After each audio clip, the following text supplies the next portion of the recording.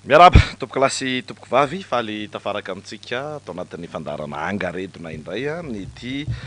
alarobia fa 7 ny volana novambra 2024 ity dia kafaliana no anolorana ny araba sy ny firaretso atsika mianakavy ho atsika vahoaka malagasy rehetra ho atsika mpiray-tanindrazana rehetra avy amin'ny lafivalon'ny nosy ny any ivelany ihany koa maneran-tany dia fantatra ny hoe misy ny malagasy izay manovo sy mantsaka vaovao zany amin'ny alalan'ny fandarana angaredona dia faly tafaraka amintsika indray amin'izao atoandro be nanary izao misy vaovao maro samihafa moa zany mazava ho azy izay hoentina amin'ity androany ity fa ety am-panombohana ny famakafakana sy izay fizaramba vao zay dia faritana manokana ny hoe voarainay daholo ny vaovao izay ampitainareo aminay efatra mirahalahy zany ary fidiramana-ndray be faniry razafy manatany sy ratolo-janahary ary ny tenako ny kajarako eto manatsoa ny amin'ireo voka-pifidiarana ampitainareo olon-tsotra mahavariana re olona fa tena hoe niverina zany ny fandarana angaredona omaly dia miazakazaka nareo zay afaka nanatrika n'ireny le fanisambato reny de mandefa aty aminay any amin'ny MP zao mivokatra aty aminay nefa tsy zao mivokatra hitanay ihany de sy ny sisa de ny mampita ny resaka tsy fandriam-pahalemana mitaraina tsy fandriam-pahalemana ny mampita sy mizara fotsiny ny hoe atao ohatran'izao ny aratsy ny lalana zao litsiany amin'iny faritra varatra tsinanana sy atsinanana midina amin'ny tezany Madagasikara avy ety amin'ny ilany atsinanana iny ny manodidina n'izany campagne zany sy ny vaovao samihafa manodidina zany PDP fa dia hojerenay izy ireny zay tsy voaresaka atao anatin'ny angaredona dia ho resantsika ny anatin'ny fampahalalam-baovao samihafa amin'ireo chaîne isan-karazany izay hitantsika moa ny logo zany amin'ny fahitalavitra hamantarana amin'ireo izay mandefa ny fandarana angaredona dia miaraba antsika rehetra ary mankasitraka ihany koa ireo teknisianina isan-tokony izay mandray ny fandarana angaredona ary mampita izany na amin'ny onjam-peo na amin'ny fahitalavitra izany manerana ny Madagasikara araka ny nambara teo de etondray zany izay efatra mirahalahy amin'ity androany ity marobe ho ia teo ny vaovao fa indrindra tena goavana ihany koa ny famakafakana tsy maintsy hoentitsika entina anampiana ny filohany olom-pirenena zany amin'ny fahazahonany amin'ny hoe inona ny zava-misy eto amin'ny firenena amin'izao fotoana izao zay efatra mirahalahy no ifandemby hitondra n'izany rehetra izany miarabanao faniry razafy manatany miaraba ny ankiaja rakoto manatsoa miaraba ihany keo ny namana sy ratolo-janahary izay efa miaraka amintsika atao amin'ny plateau amin'izao fotoana izao ary ny zokobe ary fidiramana-ndray be izay efa any an-dalana any amin'izao fotoana izao satria mo tsy maintsy misy daholo nyfandrindrana ny amin'ny fotoana dia efa eto miantrana izay hiaraka aminareo izahay telo mirahalahy anio fa 7 ny volana novambra 2024 zany hoe manisa andro roa sisa zany tsika enikajy dia ho tapitra hatreo indray ny volana novambra 2024 fa de efa ihaniko ny volana desambra ny rehetra hamarana ity taona 2024 ity arabainy isika rehetra araka ny efa nampidirana namana teo na eto atoerana na ny apita an-dranomasina maro de maro ny zavatra horesahana satria ianareo koa moa zany isaorana dia mitondra amin'ireo vaovao maro samihafa fanamariana ary tahaka ny veranareo fa atsika menakafy misy de fandaran'ity dia tsy misalasala ny amina hoe mba hitondra fanadiadiana le lafim-baovao ohatran'izao mba ampahafantaranay marina momba n'lay vaovao mandeha be ohatran'izao na hoe mba resao kely mba ho tadidy ho tsarony ny vahoaka amin'ny akapobeany lay lafim-baovao ohatrohatran'izao mba tsy ho adinodoin'ny tolona mba hiraiky tapisaka tsara ao anatin'ny saina sy ny fanahany malagasy ny amina hoe tolona ho an'ny fanavotam-pirenena fahafahany Madagasikara famerenana ny fiandrianam-pirenena no nijoroana nandritra izay volana vitsivitsy izay fa tsy hoe tolona ho amin'ny olo tokana akorona tolona ho amin'ny tombontsoa politika n'olona ray na olona roa na olona telo fa tena tolona ho an'izay fanavotam-pirenena fiandrianam-pirenena fa ahafahany Madagasikara izay dia izany tokoa le izy mbola voatazony zany foto-kevitry ny tolona izany ary ho an'ny mpanao gazety zay miaraka aminareo de mba misy an'izany firedaredan'ny fitiavan-tanindrazana zany ao anatinay ary mila tsy aivina ve Nkaja sy Siratolo-Janahary fa anisan'ireo tolona zay nataon'ireo mpanao gazety nijoro an'ny tanindrazana koa nge raha tsy hitanisy tsika ohatra amin'izany Pasteur Ravelo Jaune ry Celestin Indrimanatena ry Ralain Mongo Jean mpanao gazety zany sady ny tolona ho an'ny fitiavan-tanindrazana ny ray aman-dreny lehibe tsy mampaninona miresaka an'izany ry Rakotondroasoava Georges ny ray aman-dreny lehibe samihafa izay nanana ny gazety maresaka Andriamatorabe Fananina ry Ramananjato Gabriel tany gazety Basy Vava marobe ireo mpanao gazety zay neveritsika fa doyen fanelo lalana Nkaja sy Siratolo-Janahary kanefa nitondra ny voninahitry ny tontolon'ny asa fanaovan-gazety ary napita ihany koa ny hevitrim-bonana ho an'ny fitiavana an'izany tanindrazana zany mety hoe tsisy fandaharana amina fahitalavitra sy hainao manjery tahaka izao tamin'izany Nkaja sy Siratolo-Janahary fa le soratra amin'ny alalan'ilay lahatsoratra no nataon'izy ireo ary dia nanao an'ilay impression tamina imprimerie mbola tsy rotativa le quadrichromètre théorina mbola tsy le offset le talohan'ny rotativa fa le mbola imprimerie zay ahafahana fotsiny zany hoe ahoana mamoaka sy mampita an'le hafatra sady mizara vaovao no mitaizany olo-pirenena malagasy kasety tam'izany mbola misaraka indray ta théorina indray iny fa le tany alohatany le karazan-gazety maro samihafa dia mba mandray tsika anatin'le misy teny malagasy mahafinaritra be zay manko izy manko atao aminay zany tena anisan'ny tena mahavoafeny teny gasy fa misy teny gasy tiako be zay le hoe fanelo miampita tamin'ny fankalazana ny 770 zany hoe tany amin'ny taona 770 tany hoany no nisy fankalazana ny fahatsiarovana moa zany ny tolom-panafana de nanomboka tamin'izay ny tena henoko tsara mihitsy satria nisy komitana tsangana tamin'izany de hoe anao fametrahana zay fanilo miampita zay tsaroko tsara ny mpahitatara maître de conférence Benjamina Ramanatsoa no namelabelatra an'izany fanilo miampita izany de ohatran'ny atao ambavako foana moa zay fanilo miampita zay rehefa mahita reo tanora teoriana zany mandray an'ilay tena firedaredan'le fitiavan-tanindrazana eo anatrehan'ilay fijoroana na dia voafatotry ny asa ihany ary tsika de misy kely tavela ao anatin'le hoe tanindrazana ty hijoroana zany mety ny kely tavela iny Nkaja sy Siratolo-Janahary le tena miredareda be ary le tena sarotra vonoana ao anatin'lay afo de tahaka izany le namorona ny tomboky Lara Jonah Ndrenjakan'le hoe otrik'afo rehefa tena miotrika ao le izy tena miredareda ary sarotra vonoana de manao adevitra ao am-patana rehefa misy an'le otrik'afo zay de misy hafanana omeny zay zany le hafanana omentsika ato anatin'ity angarediny ity sady mizara vaovao tsika no miezaka mitondra fanadihadiana de ao daholo ny olo-pirenena eto an-toerana sy any ampitan-dranomasina no matsaka vaovao matsaka hevitra ary matsaka fanadihadiana ihany ko manoloana ny fiainan'ny firenena zany satria moa fatatsika fa raha ny fitadasiky Madagasikara sy ny abetsaky ny olo-pirenena ato anatiny satria isika de mametraka fa arena daholo zay arena ny menjanahary rehetrarehetra fa anisan'ny arena lehibe zay tokony hotrandrahan'ny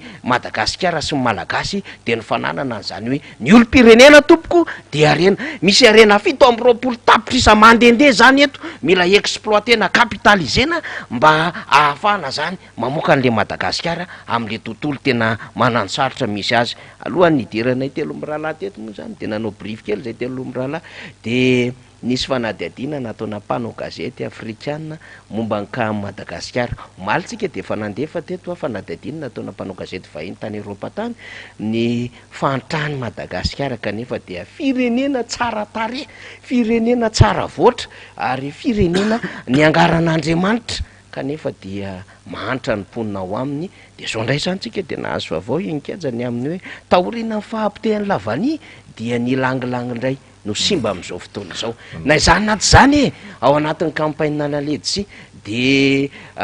tolorana ny kokoa daholo satria betsaka sady miasa ny ledsi ny namana rehetra be da be mihitsy izy any indrindrandrindra any faritra tsy nanana any a de aly anareo mandeha maka ledsi any amoron-drano mandeha maka ledsi any voilengo mandeha maka ledsi any mpasipotsy mandeha any pasy be manatratrana pasy be ony be any fito satria any moa zany mba vao maîtriser ny tena tsara le tanàna any ambalarondrana sy ny sisa any ambody tavolo hoe any masomeloka maka ny ledy sy samy hafa mba hoentina any andreny vohatra tomasina any ho tafiditra ao anatin'ilay fanondrana dia mankahery anareo zay menakavy tompoko fa tena tsy mora ny miatrika an'ilay fiainana kanefa dia ifalio aloha ary ataovy mafy ny fijoroana ho anatsika tsiraray avy any fa tena Madagasikara ty atsika rehetra ka na mafimafy ary miantsika lay campagne tam'ity zany a eo koa le hoe ny tsy de tsaratsara ny voniny sy ny sisa misy miresaka an'izany dia everitsika fa reo mpandrarahana ledsi zany zay efa malagasy efa tena nanao an'io apolo taona maro dia tsy mitaritana ka mitsady zay hahasoany zany asa fandrana zany de anaovantsika fakaherezana ary député Narson Rafidy Manana zay tena efa tena ny asa mafy an'izany ny président sady candidat ny député Ratsiraka ny Arovala Roland Manana orinasa mpanao an'izany tsy ireo malagasy mifofotra an'izany enkajarakoto manatro satria reny olona reny zany de mampiseho sariny Madagasikara ny ampitan-dranomasina any a satria anisany mbola tsara ihany koa ny kalitao an'ny ledsi antsika na de eo ara le tsy maintsy hoe kajina amin'ny alalan'ny sofra izy reny rehefa taterina amin'ny alalan'ny sambo mbola tsara ihany koa ny kota Madagasikara na izany naty zany maniry an'izany tsika enkanja mba tsy hopotika sy totongana ohatra ny lavany zany ity filera ray tsara tarehibe ty zay amin'ny akapobeany fa niniko ny resahana moa zany satria isika raha teo dia be mpanaraka ny amin'ny faritra rehetra any satria misy miteny hoe zay nge ty sady misangotra ledsiry fa niry no mametraka an'le fandarana vo miverina ny fandarantsika de efa mihaino amin'ny telefona zay a de anaovana kokoa ianareo rehetra zany de mahafinaritra makasitraka tahaka zany isika any Simasinana sy manadeny reo isika any Simasinana any zay efa manomana ihany koa zany hiditra ao anatin'izay campagne na maro samihafa izay namako Siratolo-Janary. Ie miaraba nareo miralaza ifeto a enikajarakoto manatsoa fa niry Razafy Manatany kopahatana sady arapana ihany koa zokobe Arfidra Manandray be ny namana mpandrindra ny feo sy ny sary ao ambadika ao a ifa le Ramananarivo sy ny ekipa rehetra tolorana fisaorana sy araba ihany koa ianareo zay misafidy ny angaredina amin'izao maraina izao na iza na eto Madagasikara na nivelany ihany koa tolorana zay araba zay de tolorana firaritso ihany koa aza oela velona aza marofy firaritso malagasy rehefa ao anatina fionana na mivantana io na tsy mivantana de tolorana zay fisaorana zay nareo ary tolorana firarintso ndresahana teo ny mahakasika ny fiainam-pirenena ny zavatra isy eto anatin'ny angaredina ho an'ny anio a de hiditra eo amina zoro maro lafy amin'ny fiainam-pirenena na ny mahakasika ny diniky izay nataony collectif de candidat tamin'ny omaly na ny fanambarana zay nataon'ireo ray aman-dreny ara-drazana na ny fanambarana ihany koa ataona olo-pirenena ray aman-dreny manana ny heviny mahakasika ny fiainam-pirenena misy ankehitriny a professeur Marcelin Ndretseno misy ihany koa ny fampahafantarana ny zavatra misy mahakasika ny resaka fifidianana sy ny hodidina mahakasika an'izay fa ifandraisahan'ny faniry Razafy Manatany teo ihany koa moa ny hoe isika rehefa miaina anatin'ny fiainam-pirenetsika de tsy maintsy mijery ihany koa hoe manahoana ny fahitan'ny hafan'ny zany Madagasikara zany zay orona tsary naneho ny akantony Madagasikara fa naneho ihany koa ny fangiry firina iainan'ny vahoaka eto Madagasikara no namarana ny fandarana omaly de isy ihany koa ho an'ny tian'io ity ny fijerena fitondrana fomba fijery hafa amin'ny fahitana ny hodidina ara-politika sy ny ara-toekarena ta Madagasikara am'izao fotoana zao arahany be sy ny maro daolo ihany zany rehetra zany satria misy ihany koa ny vaovao nandeha mafana mahakasika ny raharaha ny Londres any resantsika eo zany mahakasika an'izany rehetra zany ny fiainam-pirenena ankehitriny eo amin'ny efa natsidika ao maly ny tsy fifampitokisana itsony eto amin'ny samy malagasy ka misy ny voatondro fa manozongozona ny fiandrianam-pirenena sy mikasa hitondra fikomina eo anivon'ny tafika ka nahitra ny amponja ho resantsika zany rehetra zany fa ny fanontaniana izay eo ambavan'ny be sy ny maro am'izao fotoana zao de aisika zao manao inontsika zany za sanatriny zany tonga am'ilay teny malagasy hoe mandrimandry mananaretina raha malala fa mbola tsitrana ny fery eto Madagasikara mbola tsitrana ilay lay aretina no everitsika fa ho voatsabo misy an'izay aretina zay moa de misy karazany maromaro ny fepetra tokony ho raisina ny ray voalohany ny fepetra fisorohany tsy hotratra n'ilay aretina natao teto zany alohan'ny fisisihana anaovana fifidianana amboletra zay le fepetra fisorohana na ny mesure préventive miezaka ny soroka ny collectif ny aminy hoe miteraka olana sy aretina ho an'ny Madagasikara ny fanerena an'izany fifidianana amboletra zany sy ny tsy fanarahan-dalàna miaraka aminy efa hita zao ary miariary fa misy ny fanitsakitsahana lalàna misy ny olona tsy mahafena akory ny fepetra ao anatin'ny firotsahako vodina nefa niterena zany fifidianana zany andeha fa rehefa tsy naomba ny fepetra fisorohana de misy ny fepetra fanitsina na ny mesure corrective zay nataon'ny olo-pirenena isa tokony satria misy ny etsika fotsy de misy ny etsika nataon'ny collectif de candidat ho an'ny fanitsina ny hita fa melomeloka sy ny tsy mety ao anatin'ny fanatarana zany fifidianana zany ary tsy zay ihany fa nisy ny fifanantonana izay nataon'ny olo-pirenena nahatsapa fa tena tsy mandeha amin'ny tokony ho izy ny fiainam-pirenena eto Madagasikara mijery miara-mahita an'izany sika fa enatra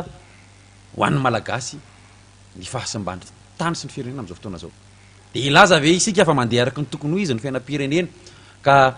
ilazana fa tsisy krizy eto ny krizy izay mety tsy miseho mivantana fa amin'ny endrika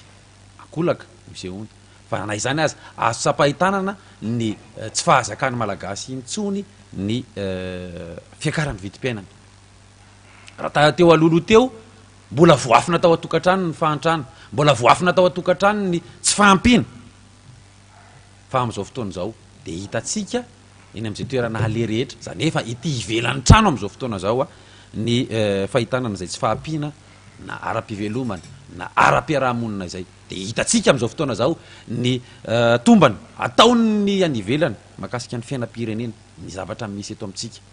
tsy isika rery intsony zany am'izao fotoana zao no mahatsapa an'le hoe tena ohatrany efa tsy mandeha amin'ny lohan'ny intsony angety zavatra ty akoatran'izay mbola tsy miteny satria misy ny mbola tsy miteny ihany tsika matsy mieritreritra hoe reo mitenyreo ihany no mahita ny tsy fetezana ary lasa everiny sasany fa ety mamaly ety miaro tena fotsiny ny fanehoan-kevitra ataony rehefa tonga ny fotoana izay afahany manambara le io ange mandeha araky ny tokony ho izy nareo no miny mikipy ny maridrefiny zany rehetra zany de ao anatin'ilay hoe fiainana andavanandro ny tsirairay raha to ka mandeha araky ny tokony ho izy ny fiainany sambatan'olona am'izao fotoana zao tsy isy akory ny fitokonana maro isan-karazana zay seo ary ny tena mampalahelo zay moa le resantsika hoe ny hoavin'le taranaka mihitsy nge ny tena jerena eto satria rahantsika malala zao fa mikatso ny fianarana eny akatso am'izao fotoana zao io zany nisy ny fanerena tsy maintsy mampianatra nareo fa tapahana iny karama etseretseretser ndresahana zany fa am'izao fotoana zao de misy ny fitaranana nataon'ireo mpianatra akatso ny mpianatra avy any amin'ny ambaratonga ambony hafa ihany koa moa satria tsy akatso ihany fa misy ny eny vodivorona misy ny eo amin'ny école normale supérieure izay mpianatra ambaratonga ambony eto Antananarivo daholo zany miakina fanjakana mitaraina aty tena zao ange zavatra tena misy aty nisy ihany ny sampampianarana nanao ihany teo aloha teo na mpianampianatra ihany ny mpampianatra fa rehefa avy eo zao zany miitsoka tanteraka de inona no ho fiatraikan'izany ho an'ny firenena famonoana ara-tsaina zany zay mavesatra kokoa misy ny famonoana mivantana ara-batana fa ny famonoana ara-tsaina ny raha matahora zay miseho eto amin'ny firenena ihany koa reny de vono ara-tsaina mahazo ny olo-pirenena am'izao fotoana zao fa ile hoaviny le taranaka izay everina fa ho tomponantoka amin'ny fandarenana Madagasikara raha pitso raha afaka pitso am'izao fotoana zao de io rahantsika fa rahantsika mahita fa tsy afaka mianatra mandritra ny taona roa sy tapany mbola tsy vita ny taom-pianarana ray ary nisy mihitsy aza mo ny valam-pampianarana na domaine nafitra ela am'teny hoe fa lasa domaine le izy fa tsy faculté na école intsony nanatsahatra ny fifaninanana idirana taona voalohany tamin'ny herintaona zany hoe tena fa mihitsoka zany ilay fanabeazana eto Madagasikara ny antony resanana zany moa de hoe misy zoro maro lafy tokony hojerena amin'ny fiainam-pirenena am'izao fotoana zao ary misy anjara ndraikitra ho an'ny tsirairay ay isika zao isika aloha zany am'izao fotoana zao de eo am'le hoe mandinika inona ny zavatra misy inona ny zavatra iainana inona no fiatraikan'lay fifidianana izay tsy nandraisan'ny rehetra anjara sy nadio teo amin'ny fiainam-pirenena am'izao fotoana zao inona no fiatraikan'izay raha mahita ny tsy fandriam-pahalemana rehefa hiaro ny kianjany telo amby folo mbe ohatry ny hitatsika maro ihany na mitandro filaminana na ezika ho am'izany amanarivony kanefa ny tsy fandriam-pahalemana eran'ny Madagasikara zao am'izao fotoana zao de tena manao azy ny tahaly manao azy ny totakely manao azy ny mpamon'olona eran'ny Madagasikara ahitana an'izany tranga zany daholo rehetrarehetrany saingy inona no zarandraikitra ataon'ny mpitantana mahakasika izay hoe inona ny fepetra raisiny manoloana an'izay ka tonga eo am'le raha ndresahako teo mahakasika ny fepetra fisorohana ny fepetra fanitsiana de efa tonga ao anatina fepetra fitsaboana isika zao na ny mesure curative efa fepetra fitsaboana no misy am'izao fa tsy fepetra fisorohana na fanitsiana intsony satria efa ny aina ao anatin'ilay aretina ny malagasy rehetra misy moa no menimenina hoe inona moa zany ny tokony ataonay manoloana an'izany misy ny fampitakafatra sy ny fampitakevitra nataon'ny collectif des candidats mahakasika ny zavatra zany misy ihany koa ny resaka izay nataon'izy ireo tamin'ny vondrona europeanina tamin'ny omaly ho an'ny fitatiavam-baholana samy mandray ny zoro manandrify azy zany ny tsirairay am'izao hoe tia zarandraikitra tandrify anay ho anay eto amin'ny angaretina de efa fanambina apetraka hay hatramin'ny omaliny hoe izahay de hiezaka hatrany ny tondra ny vaovao marina sy ny zava-mitranga amin'ny hodidina iainan'ny firenena am'izao fotoana zao ny zava-dehibe tokony ho ananana malagasy aloha de tokony miray fo sy miray saina amin'ny fanarenana Madagasikara na amin'ny ahoana na amin'ny ahoana ary raha misy ny tsy fifankazoan-kevitra raha misy ny tsy fitovim-pijery de tokony ho arona sy aompana makany amin'ny fifampiresahana zany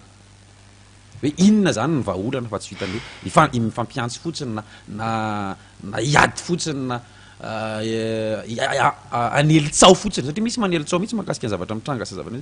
zavatra misy resahana na ny atao anatin'ny angaretina zany de misy manova dika sy manova hevitra amin'ny zavatra resahana eto fa ny resahana an'izany moa de ny hoe isorohana ny fanararotana tsy isorohana zany fa satria fa tsy fepetra fisorohana tsony zao le resahana fa efa ao anatin'ny fepetra fitsaboana mba atsapany tsirairay hoe misy endrika fanararotana eto amintsika eto iainantsika am'izao fotoana zao saingy ampanginina ny vahoaka na amin'ny fampiasan-kery io na amin'ny fampiasam-bola na amin'ny fampiasana zavatra hafa de ny rahantsika nahita ny vaovao nanomboka tamin'ny omalina namohana an'izay ngamba le hoe efa nisy aloha zany farafaratsiny a ny fialana tamin'ny tsy fialana fa famerenana n'lay mpikambana ao amin'ny SSM izay nalefa tsy andrariny tany amin'ny lavaratry ny nosiny de faverina aloha zany izy amin'ny asa tokony ataony eto Antananarivo satria zay le endrika raha matahora ho ary voatsy mifanararaka de alefa mandeha makary de anisan'ny vaovao tsy voalazana teto moa tamin'ny omaly fa apitako ihany le izy hoe farafaratsiny zany mba misy ny fiombonana anehoana n'lay hoe ity firenena ty tsy maintsy mitaky firaisan-kina zay vo afaka miarina ary ny tomponantoka fandaranana Madagasikara dia tsy hoe akinina amin'ny collectif de candidat na ho akinina amin'ny retsy ihany na akinina amin'ny ranona ihany fa samy tomponantoka isika rehetra. Misy ny fanambarana nataony ray aman-dreny ara-drazana mahakasika ny fahitana ny zavatra misy eto amin'ny firenena ka napresian'izy ireo ny fifampiteniana izay atao amin'izao fotoana zao na misy aza mbola manao be marenina manoloana ny zavatra rehetra zany dia izay aloha no anisan'ny vahaolana satria nisy avorovoroky ilatona hoe malagasy fa ny fakatitsy mifamarafara ihany koa dia tsy maintsy ady foana ny hafaran'io fa ady mitondra makaiza nefa zany rehetra zany hitondra soa ho an'ny Madagasikara ve sa vao maika anakorota amin'ny zavatra misy sy ny zavatra mitranga zay efa iainan'ny firenena amin'izao fotoana zao. Eny azy makasitraka ny Siratolo-Janary nitondra n'izay famela belarana zay ny zava-dehibe moa zany atsika eto anivon'ny Angaredona dia ilay hoe tsy very repera mihitsy sika rehefa mianao an'ity fandaharana ity fa dia mahafantatra hoe toy ny ahoana ilay lalatsaina izay ijoroana dia tahaka ny ahoana ny antony zay mampijoro na ilay tanjona izay hofaritana zany hoe ny olo-pirenena manaraka ny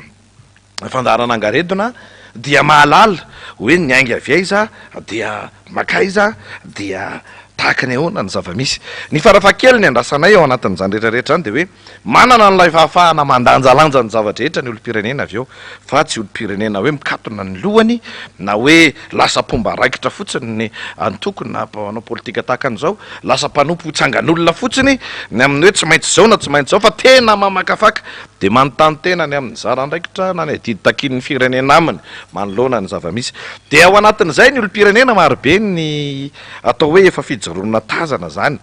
zay tsy karitra eny amin'ny fiarahamonina eny tsy misy ka andro maraina tsy resahan'ny mpiarabelona politika ary rehefa miresaka politika ny olo-pirenena amin'izao fotoana izao na any anivon'ny fianakaviana na iza dia tsy maintsy miresaka ny fandaharana Angaredona dia miresaka n'ireo ilay voambolana samihafa sy ny votoatin-kevitra resahany eto amin'ity fandaharana ity. Izany rehetrarehetra zany moa dia mampirisika anay tena hoe hanao ny farahery amin'ny fizarana ny vaovao sy ny famakafakana afahantsika mahita zany n'ilay hoe lalakombana na mitaratra ny hoe aiza ho aiza amin'ity fahasarotana hatrehana amin'izao fotoana izao ity no hisy fiandohana vahaolana dia miaraka maka hery an'izany eto tsika rehetra miaraka miezaka zany ao anatin'izany rehetra izany. Dia any misy gropy Angaredona any anaty tambajotra tserasera any misy Angaredona maromaro any misy manangana hoe Angaredona zao dia zao dia zao fa izahay eto amin'ny fandaharana Angaredona zany dia tsy mbola nanangana gropy manokana any amin'ny tambajotra serasera hoe tia gropy ofisialy amin'ny Angaredona tsy nanao an'izay izahay no ny antony maro samihafa zany satria efa tena faneho-kevitra sy famakafakana ary fizaram-baovao atao amin'ny fomba matianina mampanao gazety no atao eto fa dia reny zany dia tafiditra ao anatin'ilay hoe inisiativa ataony ny olo-pirenena tsotra izay olo-kafa tsy mifandray aminay akory eto anivon'ny fandaharana ny admin na ny mpandrindra sy ny mpitantana n'izany pedy samihafa zany fa dia rehefa nanao fikarohana zay efatra amin'ny rahalandro any maraina misy gropy any roa telo efatra mitondra ny anarana Angaredona daholo dia azavaina amintsika ihany zany zany rehetrarehetra izany mba ho fantatritsika hoe izahay akory tsy ao anatin'ireny gropy reny fa dia malalaka moa ny fananganana tahaka an'izany eto amintsika fananganana sehatra tahaka an'izany rehefa mba mijerijery fotsiny izay ny ao anatin'le izy dia tena adihevitra samihafa ao misy ny an-tanimpo misy ny miezaka tena mizara ny vaovao avy eto amin'ny Angaredona ihany koa ny olona ao fa dia olo-pirenena tsotra izay tsy mifandray aminay akory fa mihevitra zany izy ireny fa dia izay no anjara briketiny ao anatin'ilay lafiny aserasera sy ny sisa dia zaraina amintsika ihany zany ampahafantarana antsika satria misy manontany anay hoe ary nareo to tsy mba manao réaction anatin'ilay gropy Angaredona mihitsy ka izahay tsy ao anatiny any amin'ny tambajotra tserasera zany fa ny fandaharana Angaredona misy atsika eto amin'ny onjam-peo sy ny fahitalavitra maro samihafa izay arahana manerana ny nosy hitantsika amin'ny tambajotra tserasera ihany kio zany no anjara didy anjara ndraikitra entinay rehefa nitanisany namana mpanao gazety faniry raha zafa manantany teo ny amin'ny hoe tahaka ny ahoana ny hadiriny adidy sy andraikitra efa nolanjain'ireo mpanao gazety zoky teo aloha tamin'ny famakafakana samihafa dia tserovana ihany koa ny zavatra tahaka ireny ny amin'ny hoe dia mivoatra manaraka ny vanim-potoana tokoa lah ny ataontsika hoe endriky ny atao hoe fijoroana amina vanim-potoana sarotra amin'ny firenena tahaka an'izao ary dia tsy maintsy miezaka zany tsika mitondra ny famakafakana mifanandrify amin'izany hitariana ny adihevitra tena hipetraka araka ny tokony ho izy teboka anankiray zao isan'ny nivaingana reny songadina hita tsapatra amin'ny omaliny hoe tsy misy tsono zany ilay fanambarana na ilay filazana na ilay fisokajina am'izao fotoana zao hoe collectif des candidats folo na ilay hoe C10 fa ny endrika an'sehony izay hita maso nanomboka omaly zany teo anivon'ny vondron'ireo candidat dia collectif des candidats raiky ambin'ny folo zany hoe efa tena C11 zany a no misy am'izao fotoana izao dia midika inony zany midika zavatra be dehibe zany ho an'ny mpanaramaso sy ny mpanaraka ny raharam-pirenena zany misy heviny lehibe zany ary ilay fionana tamin'ny vondrona eropeanina omaly a dia nahafahana zany nahita amin'ny hoe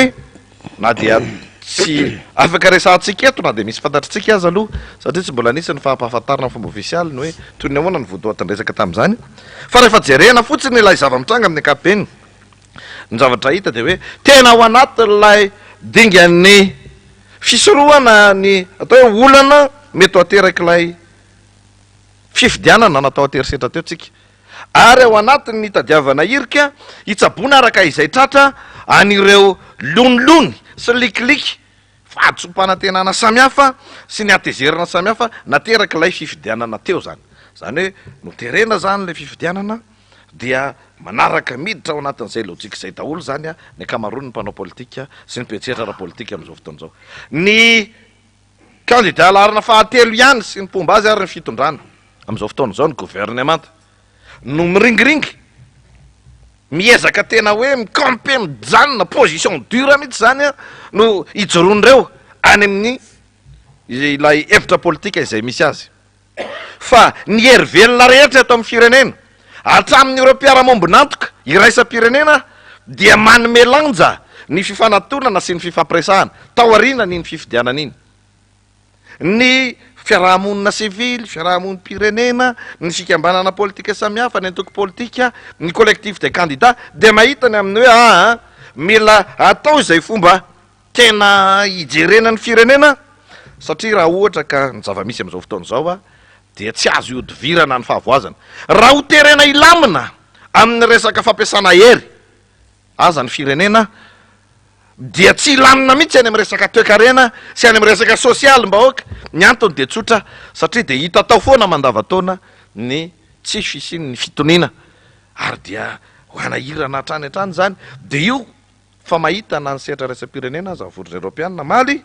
ny hoe tena tsy maintsy mifampiresaka de tsy maintsy mifampiaino zany de saromaly moa zay tsy maintsy hovakavaka itsika eo ny amin'ny hoe de iny fa nanaraka moramora tao de misy force mpitandro filaminana zandary zany manaraka an'ireo niveau collectif nandeha hatreny amin'ny ivitoeran'ny foibeny vondrona eropeanina zany a izay nifampiresaka tamin'izy ireo de mipetraka ny fanontaniana rehefa ajerena ny zava-misy satria de miariary ny zava-misy am'izao fotoana zao ny amin'ny hoe tsisy tiany re olona tsy vitan'ny angovo e ary ny fanontaniana goavana ao anatin'izany de hoe atrazaka hatramin'ny oviana no heveritsika fa handairany ny atao hoe intimidation amina force inona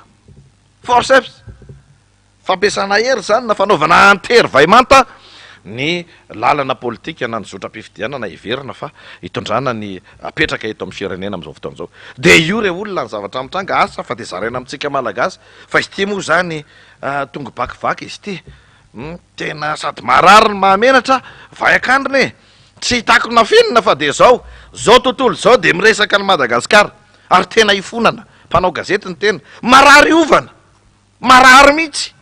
atso ny mpanao gazety avy aty amin'ny ranomasina indiana nareo moa efa fahazarana miresaka an'ireo satria ao anaty tena fédérationna maromaro misy atsika de mifandray amina mpanao gazety maro samihafa miteny anglisy miteny frantsay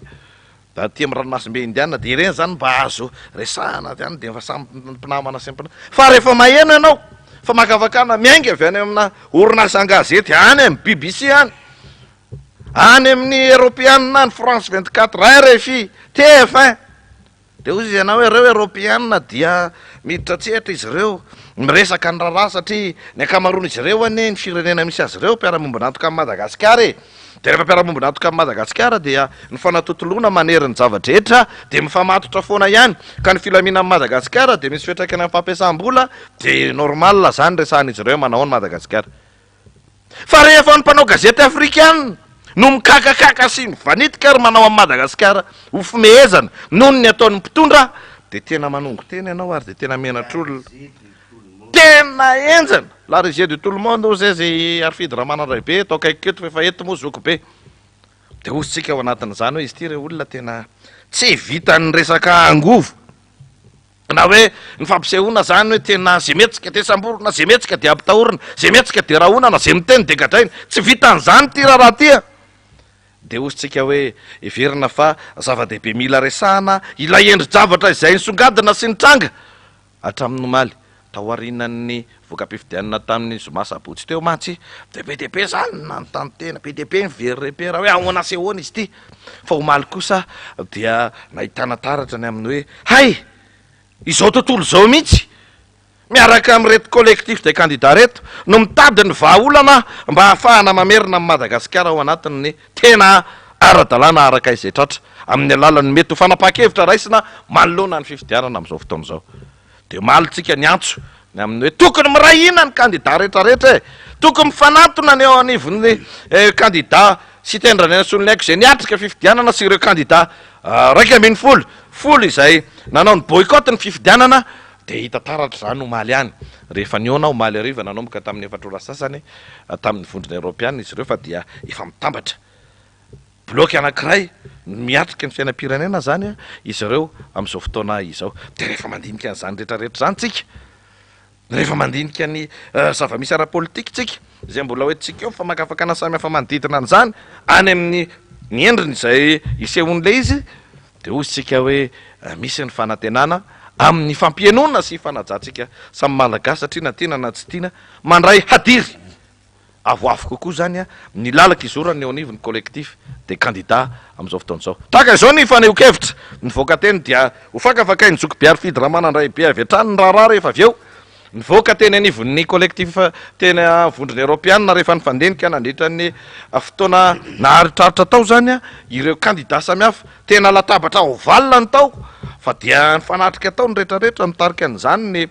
solotena maritry vondrona Europeana eto amintsika natron'ireo masovo an'ny firenena samihafa zany dia tahaka izao ny fanazavana zany ampahany fanazavana netin'ny collectif de candidat anankiroa ny filoha Marc Ravalomanana sy ny filoha Ajo Andrenanaro Velimo no nitondra ny tenin'izy rehetra atao anatin'izay faneho-kevitra avy niona tamin'ny vondrona Europeana izay dia toizatsika ny famakafakana oraisany Jokobe Arfidy Ramanandray be rehefa avy eo ndao ary aloha raha tsika ny antsipriany zany omaly ka tamin'izao ny atao hoe memorandum mikasika ny fifidianana iny izay karakarainy collectif ny candidat maneho ny tsy fanarahana lalàna rehetrarehetra izay soniava Madagasikara indrindra ireo charte rehetrarehetra internationaux dia mba hanairana azy ireo ny tokony mba hitoizana izay hijanona Madagasikara anatin'ny tany-tandalàna izay ary ny aiky ry zareo raha ndresaka taminay fa betsaka ny zavatra tsy ara-dalàna fa mamporisika foana izy na tokony isiny ny fanatonana sy ny fampiresahana samy malagasy ngadavana vahaolana ary zareo dia vonina lalandavany amin'ny tanana amin'izay fampiresahana izay raha misy ny fahavononana fantatsika tsara fa sarotra ny hitondra firenena ao anatin'ny tsy filaminantsaina sy ny ataoko hoe fampitahorana sy ny tsy fanarahan-dalàna zay misy amintsika miteny zao mazava ho avy izy manana amin'ny ho avy Madagasikara raha izao foana ny zavatra mitohy hoe ahoana ny fomba iarahany miara-miasa amintsika raha fomba fitantanan'olo zao foana ny misy eto Madagasikara dia anjarantsika malagasy ny mandray fepetra mikasika an'izany dia izay rehetrarehetra mijoro ny andraisana fepetra miaraka mikasika an'izay ny tolona ohatra ny tolona rehetrarehetra misy ny tolona endriny maro samihafa fa tsy hoe voatery hita masoana ary tsara tsy pihana amin'ny vahoaka malagasy rehetrarehetra fa matoa raisin'ny olona ohatr' izao ireo candidat dia mahatsapa zany izy ireo fa misy vahoaka malagasy marobe koa orinanay rehetrarehetra eto fa tsy hoe olon'olom-poana koa ireo anatiny eo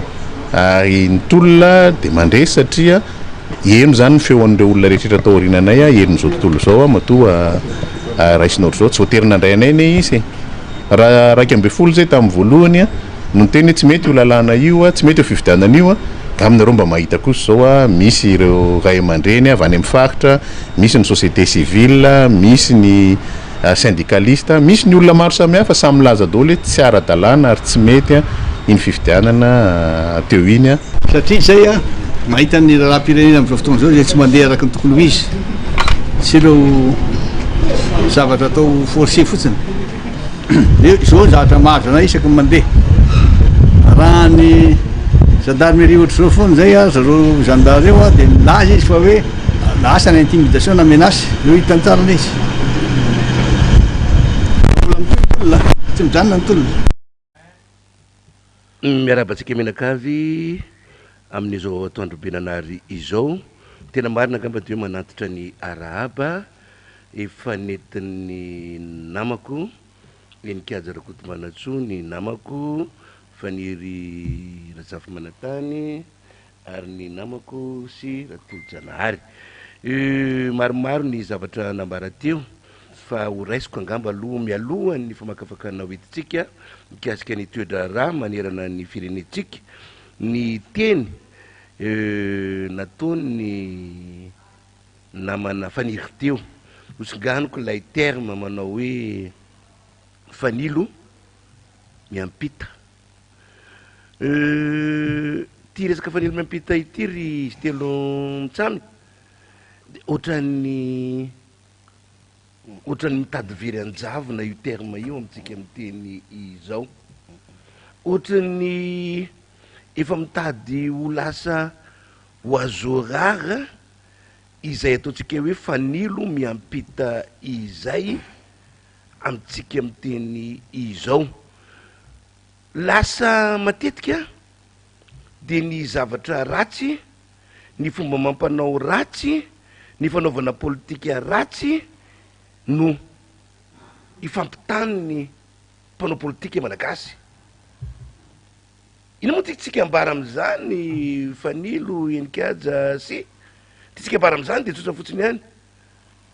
ny zava-misy matetika raha ohatra ka mpangalatra na mahay mangalatra ny mpitondra ty ao alohan'ilay mpitondra vaovao dia ny miampita amin'ilay mpitondra vaovao dia tsy ny zavatra sona, ny zavatra tsara nataon'iny mpitondra notobiasana teo iny fa te hoe dangerose le mantandreto raha hangala-bato dia izay fangalara-bato zay no hatsarainy, tsy ilay fanaovana n'ilay fifidianana no hatsaraina fa ilay fangalaram-bato no hatsaraina. Ka raha ohatra ka nahazo hala-bato tany amin'ny 100 le teo anoloana ny tena dia tena mezakezaka kokoa ny atsatsa 5 na 20 dia mieritreritra ny tena fa favori. Fa ilay ataontsika hoe fanilo amin'ny ankapobeny mantsy raha miresaka tsika ny taolo malagasy amin'izay ataontsika hoe resaka fanilo izay afo izay. Ny fanilo matetika dia noconsiderena zany tahakany hoe arendrina teo amin'ny taolo malagasy, afo ety manazava, afo ety mitarika, afo ety mitsolo, afo mpitiava tanindrazana, miredareda ary ampiataina amin'ny taranaka faramandimby. Tamin'iny herinandro iny ny tenako risy telo mirahalahy dia nisakafo tery alarobia amin'ny Andravoangy eo amin'le fomba fitenin'ny malagasy tsy mamenatra amin'ny teny zany hoe ry amitolona antsoina hoe loxa.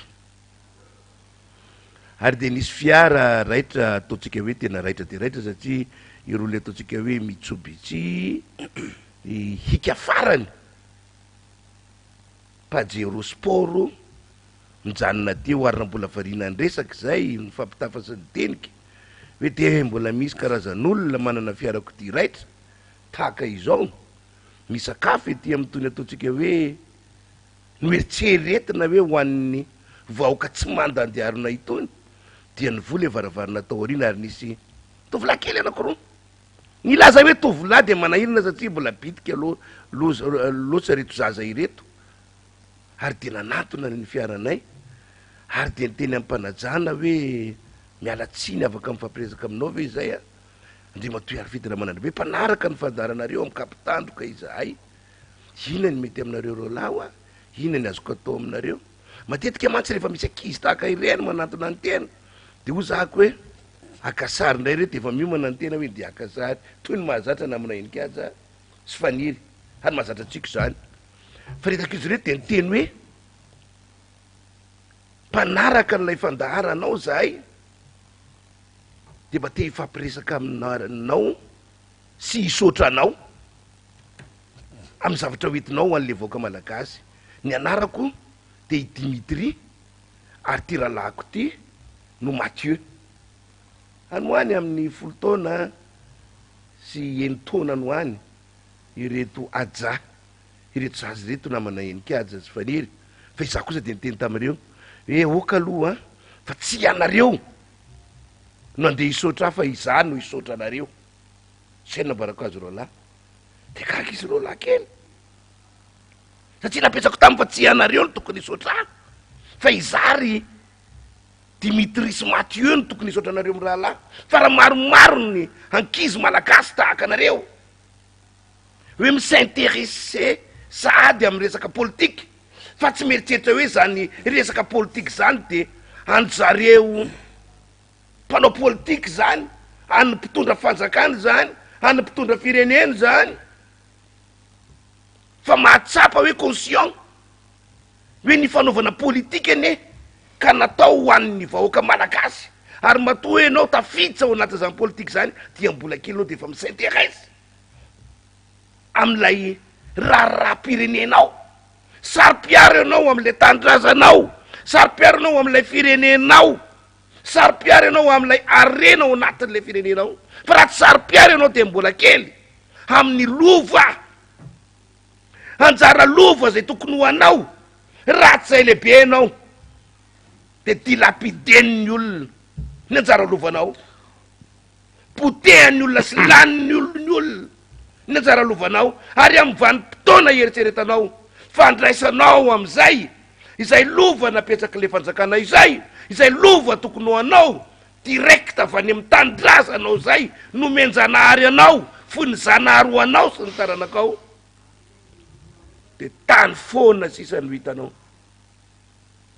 tany clodoka sisa no hitanao ary ny ray aman-jeny tsy conscient amin'ny toejavatra tahaka izany tsy mieritseritra ny hoaviny reto tanora ireto tsy mieritseritra ny hoaviny kolonga madika eo anatin'ilay firenena fa mieritseritra fotsiny fa hoe andao atao zay alehibe anyreto azy reto de rehefa aveo de hoe efa vita ny atsika efa basele reny fa nanabady reny aloha iny nantady dokangany any fa zay tiany any ataony any efa vita ny atsika reniny a de andeha am'izay ohatrany hoe le vieux mari any Michel Sardou, tous nos enfants sont désormais heureux, alors il me vient une idée, si l'on pensait un peu à nous, penser un peu à nous, faut pas que nous ayons retkulung. Le firenena fa lany olona ny arena tao anatiny ny politika tsy nanjary sy ny rehetrarehetra ka izay lay tiako ambara izy roalahy izy nareo telo mirahalahy hoe zava-dehibe loatra ny fananana olona mampita fanilo ary zava-dehibe loatra ny fananana olona azo ampitaina fanilo zay fa raha maromaro ny tahaka n'izy mitsamma kely Dimitri sy Mathieu hoe ao amin'ny taonany de efa matsapa sahady ny teniny Vladimir Ilyich Lénine manao hoe l'avenir d'un pays dépend de la volonté et la sagesse de chaque citoyen. Tsy ny teny izy hoe l'avenir d'un pays de me dépendre am le président de la République. Tsy ny teny izy hoe l'avenir d'un pays de me dépendre am politicien. Tsy ny teny izy hoe l'avenir d'un pays de me dépendre amin'ny arena ananan'ilay firenena fa midépendre amin'ny chaque citoyen ny sambatan'olona ao anatin'ilay firenena. Zay ny amin'iny ka tsika mifarankisosyna zala amin'iny fa hitatsika teo namana enikaja sisy faniry iny honan-tsary nivoaka omaly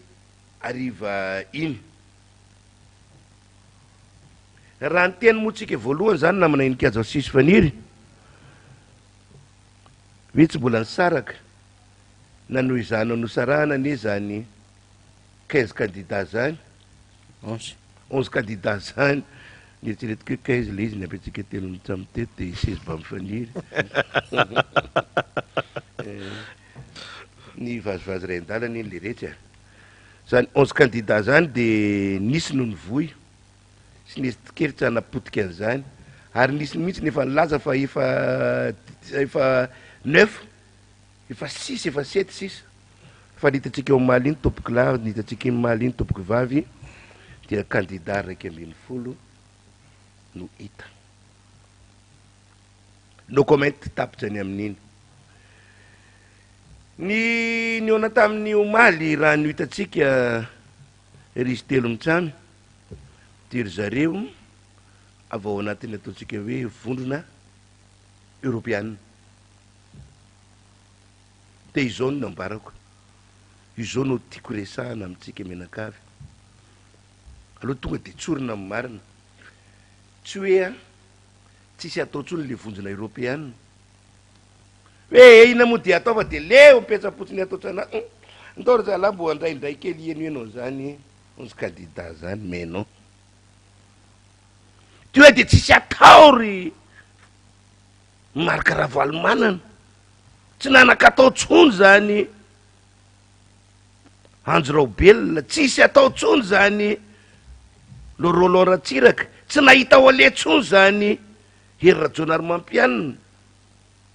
sy sisa mialatsiny tsy voatonina ka de hoe andao ndray aloha iona mivonjona européenne tsy hoe de efa tena efa vita moa session nefa le session mbola tsy vita zany Christine Razana mahasosiny ekipany zany sareo solobavambahoaka inona tsony zay moa zany natao fa de hitany volam-pireny fanjakana fotsiny vefa andao ndray aloha mbo iona amreto 11 candidat reto nisy zany taorinan'iny fivitanan'iny vao vita tamin'izy mateo marimarina kokoa tsy hoe de efa tena leo amin'ny taninanjo reto aradrazana ireto ina aradrazana moa izy tena ray aman-dreny ray aman-dreny ray aman-dreny aradrazana ireto na ara-piarahamonina na ara-piarahamonina ireto fa misy dikan'le reto zany tonoka bobaka be araka zay tsaty zany a misy dikan'le reto zany mato mitonatonana gauche etsy mitonatonana droite etsy fa tsy hoe faly anao tralalame gauche de tralalame droite fa misy dikany hitapoky hita-pirenena ny dikan'izany fa tsy mahay nininina ny olona mieritseritra fotsiny fa hoe rehefa tonga ny fifidianana de mangaty labaty de lany rehefa tonga ny fifidianana de mividy vaty de lany de après an'indray mame fampanantenana popikaty be da be tsy mety ho tanteraka de miandro fifidianana indray ahafahana mangala bato ao anatin'le vahoaka nampahantrana sy ny retsarehetra de nona de mifidy sy mora vidina fa ny olona conscient ny zava-misy ao anatin'ilay firenena ny olona mahatsapa ny tena enjeu goavana ao anatin'ilay firenena de ohatran'ireo fampanina mitonatonana itsero rehetrarehetra ireo mitady solution inona moa zay le ataoko hoe enjeu goavana izay navoakatsika teto maly zany amin'ny nikazana koto manatsosy isy faniry ina le izy ilay fantrana mio papapana mianjady amin'ny vahoaka malagasy ilay extrême pauvreté mianjady amin'ny vahoaka malagasy ary de ny vahoaka mihitsy mana sifra laharana faharoa Madagasikara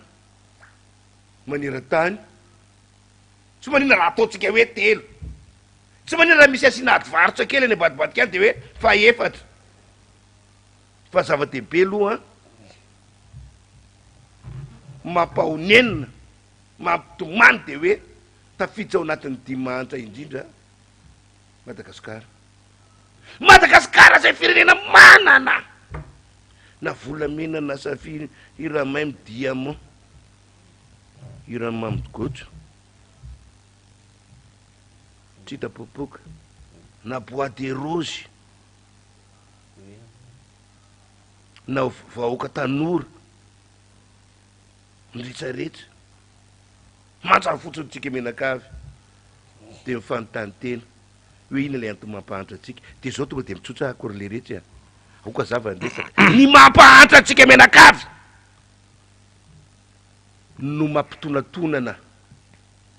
areo notonomoko rehetrarehetra teo reo ny 11 candidat ny panina filohany antemeram-pirenena miaraka amin'ireo solom-bavambahoaka ao anatiny ao ny Ray Aman-dreny Ara-drazana ny FFKM ny fikambanan'ny mpampianatra mpikaroka sy ny mpikaroka mpampianatra sy ny sisa de noho izay fantrano ny Madagasikara izay miopapany de antany ndray ngamba ny vendrana sy ny tsy maininina rehetra ny anatin'ny tokantranony any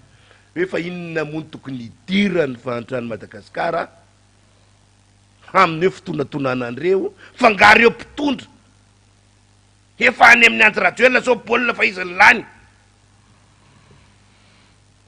tika zay anjarany antirajoelina no mijery anzamy mampahatra voaka malagasy zany mais non le tsy mainininy reto ahino tsara lovo miteny an'izany aza maika be fa izay maha-président any antirajoelina izay indrindra no olana satria raha président ny république ara-dalàna izy raha président ny république lany tao anatin'ny mangarara transparent ary ekeny rehetra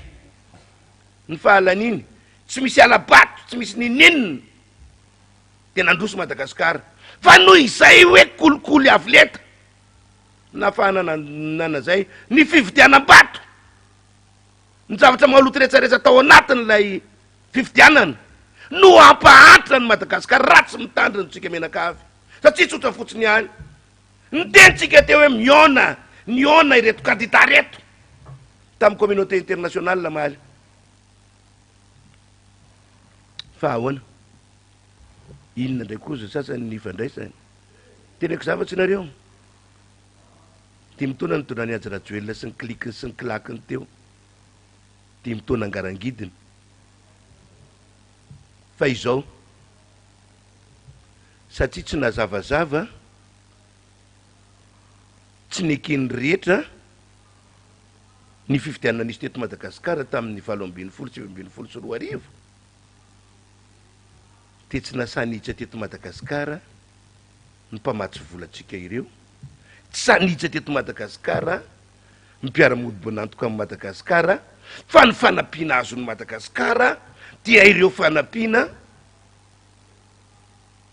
tsy mitondra tsika velively any amina fampandrosoana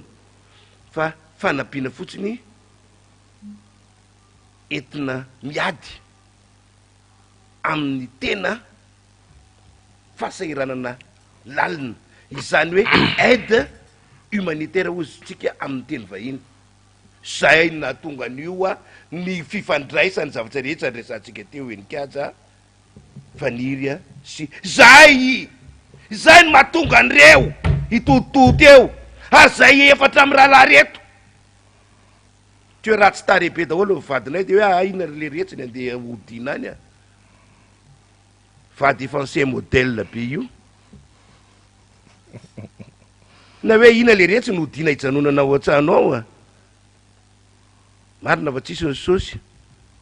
fa hoe loka ratsy be ndora angaty enoenary amin'ny angaredinary mais non ny fahatsapana an'izay situation zay ary mahatsapa ny tena fa manadidy manandraikitra am'izany situation zany karaha tamin'ny dimitaonara zay namana inikaza faniry sy tsy nisy ny fanampiana azo Madagasikara satria tsy tena zavazava loatra ilay maro toerana ilay fitoniana tsy tena zavazava loatra ilay fifidianana de lasa tsy maro toerana ilay stabilité politique na ilay fitoniana tao anatin'ilay firenena satria ny antony de zao ho avy ara amin'ny mpampiasa vola angely reto zany tononona teto zany e nakany la Frantsa aloha amanjatony ireo mpampiasa vola tao la Frantsa teo niona tamin'ity fitondrafanjakana ity nentina nakany daholodolo ny akolita retsaretsa tao anatin'ny Madagasikara ity na ministra io na solombavam-bahoaka io na mpandrara io na tralala io na travolta nandesony président io daholo feno ipokipoka aeroplanina anankiray mbona nasina fiaraha-mikaly ny fiorina tamireo io am'izay mazoto le mpandrara lanjo zareo nkaly lasa ry zareo nandenody tsisy tonga taty Madagasikara tsisy toena no comment satria ahoana ho avy eto ary le mpanjara hitondra le vola amin'ny sakosy tonga le vola amin'ny sakosy eto Madagasikara le firenena tsy maro toerana instable d'un moment à l'autre mety isy fipoahana na io ara-sosialy na io ara-politique tika an'izany de zao perte plus du temps volanay ozy le rony alola ihany anay a je tazatazanay atao anaty malety a tsy atao anaty armoirata reo ry le rony tsy perte tamin'ny Madagasikara any ohatrazay lefa dean'le situation ka mitindray mitoraky ty le retsy a rehefa napotsina tena sina carbonètre tena sina levure chimique ilay tany mpifidy de mbola tsy tafakatsy dimapolo ihany io nefa efa nampiasaina torotoro inaby le manapotsina any aminareo any levure carbonètre asina zao non tsy tafakatra ohatra reny baolina reny rehefa misy lovaky na popopina ohatsiny ahoana reo nga ipotsiny eo oatra zay lefa ndeha de amin'ny fomba ahoana moa no atongavany mpamatsy vola eto Madagasikara amin'ny fomba ahoana moa no atongavanyireo mpiara-miobinatoka amin'ny Madagasikara piasa vola eto Madagasikara tonga eto izy malaza eto amin'ny firenetsika nefa de hoe tapaka foana ny jiro malaza eto foana eto amitsika de hoe tapaka foana ny réseau izany nefa no ilain'ny mpamatsy vola voalohany indrindra atongavany eto Madagasikara tonga eto izy de ifanaraka hoe izao ny resaka akatany ario ampiasaina anangana orinasy ario ohatry zao lay mpitondra eto Madagasikara nefa mpitondra mampime be totakoa nefa palome tapaka tsy malela de efa hoe roanjo zareo mody anao reo ane ohatran'ny sérieux sécurité des affaires sécurité des investissements zay le izy zany ny na moa tonga de tsotsoroko am'le tonga de ohatry mihitsy le izy enikaza de am'izay kopy daholo ny ray manontolo izay le izy tsy en sécurité ny investisseur eto Madagasikara ary tsy en sécurité ny investissement eto Madagasikara satria tsy maro toerana ilay mpitondra ny manipulation any lalàna koa etsy andaniny zany lalàna io ka na ho Madagasikara ao le rehetra azo vaina azo atao an'izao azo atao an'izao io hay ny lalànao Madagasikara reto ohatran'ny pata modelé malléable oka le reto tahina de mantsy nareo je ne ris pas les dangers tsy meloza zany izay mahatonga an'ireo candidat raiky ambe folo reo mitonatonona le rehetra izay mahatonga ny Arfidy Enikady Faniry ary Sy na de farinarany feo miakatsy eto any na de tsy ampiarany sosy miakatsy eto any ny azo tsy maminatsana amin'ny teny anareo an'izany teny efa mirehatra ny témoin eo raha nyrehatra fotsiny fo maninona fa hiakatsy eto tena jana aloha de mipopopina indray aloha hiakatsy le gasoil pling blanc rehefa ila mipopopina teo ny anankiray mipopo ray mamelona kojokojokojoky velona ihany le re miala eto zao rehefa aveo de zao ataomiko risa mora fotsiny de akanasisiny any ambanimbany any alefa indray aloha mibady anankiray andeha hitady gasoil zay le fiainana satria ny antony de tsotso tsisy mame saotsiny tena nge eto e tsy mikaramagen teny eto hoe tsy mahazo firengen teny eto hoe mialina tsiny amin'ny tenen'izany fa loha tsorokonikozy fa manany filinina ny 11 candidat de manany filinina izay efatra amin'ny rahalahy rehefa ataony talitaly de noty samy manao ny tolony zany fa tsy de hoe tena niatsy miankina amin'ny atsy niatsina amin'ny miankina amin'ny atsy zay ngamba ny azoko ambara le rehetra fa de ny amin'ny androany aloha raha tena tiako ambara zany bobaka be fa de izao ty fandarany ty tsy any arvidina manandray be rery a ty fandarany ty a tsy haiko na izy vahiny eto na tsy izy vahiny fa mbola mely ray dimarinina ohatran'izay koa enikaja rehefa avy eo mbola petaka ray dimarinina ohatran'izay koa ifaniry a tatak'izay koa neny isia eritseretinareo am'izany a fa de zao makasitsaka aloha tompoko lary mankatela tompoko favy ndeza tsisy tompo eny ary ny mpanao gazety ary fidira manandray be zoko be ana eto no nitondra n'izay famakafaka an'izay manodidina indrindra ny raha-pirenena zany sy ny zava-misy am'izao fotoana izao mazava ho azy fa tena tafarotsaka tanteraka tafiditra ao anatin'ny famakafakana samihafa zany tsika ny fanazavana nentiny teo anivony collectif de candidat teo zany a isan'ny tsy maintsy mbola horesantsika eo ihany ny votoatin'izay satria tena zava-dehibe zay ary mifamatotra ao anatin'izay famakafakana nataony ary fidy teo zay ny fanazavana izy ireo ny fifamatorana na ny fifandraisany ilay fijoroana zany sy ilay efa dimension omeny zao tontolo zao mihitsy any Madagasikara zany a ny zava-misy eto Madagasikara am'izao fotoan'izao tsy raha tsotsotra tsony zany izy ity ka ho tsotsorana amin'ny hoe voka-pifidianana atao tery vaimanta tsy raha tsotsotra fotsiny izy ity ka ho tsotsorana amin'ny hoe efa vita ny fifidianana fa ianareo ny resina izahay ny mandresina efa zavatra hafa zao no resana tsia tena tsy mbola any amin'ny resaka mandresy tsy mandresy mihitsy aloha zany ny resaka eto amin'ny firenena am'izao fotoan'izao fa tena mbola mijanona any amin'le hoe toy ny ahoana ny kalitaoan'le fifidianana sy no fanapahan-kevitra raisina manoloana n'izay kalitaoan'ny fifidianana zay zay zany le adevitra samihafa tena mbola mipetraka zany a amintsika amin'ny teny izao satria sarotra ho an'ny mpiarahamombonantoka ny fianakaviam-be raisam-pirenena ny atao hoe tena iaraisa Madagasikara raha toa ka misy pratika politika efa lasa mahazo faky eto kanefa pratika politika izay sady mitarika any amin'ny mametraka ho fomba ifandovana ny fandika-andalana samihafa no ihany keo zany mahatonga ny rahapitso sy raha afaka pitso tsy ho fantatra be ny ihany ao anatin'izay atao hoe fampiasam-bola ny tontolo ny fandrarana ny filaminana satria zany rehetrarehetra zany dia mifampiankina tanteraka amin'n'ilay ataontsika hoe fitantanana ara-politika eto amin'ny firenena izany de akoatra ny collectif des candidats dia isany nanao hevitra ihany koa ny ray aman-dreny ara-drazana ao mala ry ray am'ireo ny professeur Andriamato Marcel Andriatseno zany a zay nanao hevitra ihany koa manoloana ny raharaha misy am'izao fotoana izao sy ny fitakiana izy ireo moa dia ny tsy maintsy irosoana amin'ny fifampiresahana fa indrindraindrindra ny fametrahana ny amin'ny hoe misy fanakorontanana atao eto Madagasikara am'izao fotoana izao ilay fanakorontanana dia any amin'ilay tikano tsy tikano amin'ilay hoe de terena atao tery vaimanta ilay fifidianana hoeken'ny rehetra zany zay anakorotana ny firenena amin'ny fomba maritra zany ka tsy maintsy jerena Andriamato Marcel Andriatseno nanao hevitra omalina mana teknisianina raha tsika tahaka izao zany aorinan'izay mandray avy hatrany ny famakafakana ny zoky faniry razafa manatany dia mifanatevina mifanotrona eo zay amin'ny antsiprieny raha tsika ary ny ampahany zany rehetra izany io zany a efa tsisy droit tsony zao état de non droit zao donc dans un état de non droit c'est pas la peine de parler de droit de se référer au droit zay zany zavatra mampimiasa satria zao ho anay dokotera rehefa diso ny formulation le zavatra de diso ny diagnostic de diso ny traitement zao zany zao a de état de non droit efa tena manao a jusqu'au bout izy a ny alany anazy a pour des raisons bien déterminées korompiavana système ray manontolo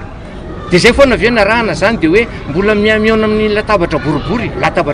ahoana indray efa vita ny fifidianana tsy maintsy lany izy a de aninontsika malagasy zany aninona ampanao gazety aninontsika rehetrarehetra zany de mbola lambolambona ohatran'izay foana avy zany ty zavatra ty a jusqu'au bout amiko zany a tsy mety zay nitenenako sy joroko zany ary zay no nitenenako am'le ray aman-dreny ara-drazana teo hoe ray aman-dreny ara-drazana rehefa mpanaovana maillot orange de ray aman-dreny ara-drazana ampanaovana maillot rouge ray aman-dreny ara-drazana fa iza ny tena ray aman-dreny ara-drazana zany ndray eo mandeha ny ara-drazana ny tokony hitondra ny tolona amin'ity firenena ity hijoro amin'izay sy ny fiangonana zao ny katolika dia fa iny ny evekana anao hoe ataony fifidianana efa fantany tsara mihitsy a hoe izy io bandy io a ina ny ataony io zao indray zany miaraka amin'ity dia hoe mbola miandry fionana zany fionana amin'inony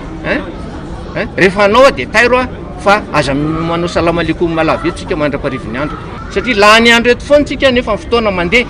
io mazava tsara ny direction andanana fa tsy sefotra amin'ny rehetrarehetra izy dia tsika mijouer le jeu zany tsika zay eto foana tsika mivorivory eto isanandro anao resaka déclaration sur déclaration fa ny vahoaka ny fotony ihany a tena miandry action fa tsisy action zay ny ilana ray mandeha ny ara-drana zay ny ilona ny fiangonana zay ny ilana ampanao gazety zay ny ilana ampanao politique zavatra efa tsisy tsony zany zao a donc c'est plus la peine de hoe resaka discussion fa inona ny ataontsika zany a satria zavatra misy daholo rehetrarehetra misy firenena avy any ivelany no ambadika ao e zay ary io olona io tsy intérêt any Madagasikara zany io e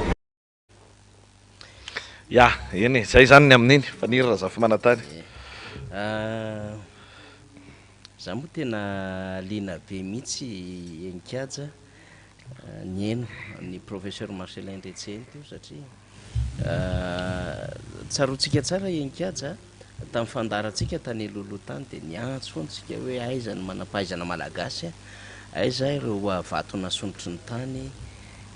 hitazapotsiny ve ny zava-misy eto Madagasikara dia mba tsy raraka toyny rano any an-damosiny ganagana ihany angamba ny adevitra zay nentsika sy niantso zay nataontsika ho an'ireo manampahaizana sy vatona sonotry ny tany fa mijoro miteny ary marobe izy a zay efa nanioneviny nikaja Rakoto Manantsoa sy Ratolo Janahary Marcelin Ndretseny zay professeur neurologue ary fantatry ny rehetra isika zay nahatsiaro sy nahadadidy dia efa candidat ho filohan'ny Republika tamin'ny taona 2024 ny tenany ary tamin'izany fotoana andrany dia nisy ny collectif de candidat ihany koa niaraka tamin'Andriamatoa Dideratsiraka zany sy ireo mpanao politika maromaro tamin'ny fotoanandro dia inambaran'iny hoe tsy nanaiky ny sasany raha tsy holan'ny filoham-pirenena tamin'izany fotoanandro zany satria fatany intérêt politikany dia zao ihany koa zany 2024 bien déterminé zany hoe fa tena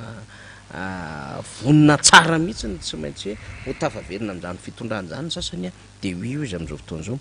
fa ny okevitra telo tao anatin'le nambara ny professeur Marcelin Ndretseny teo no hitondrako ny fanamariana sy ny fanadihadiana enikaja dia hoe tafiditra tanteraka ao anatin'ny état de non droit isika amin'izao fotoana zao na hoe fanjakana tsy tandalana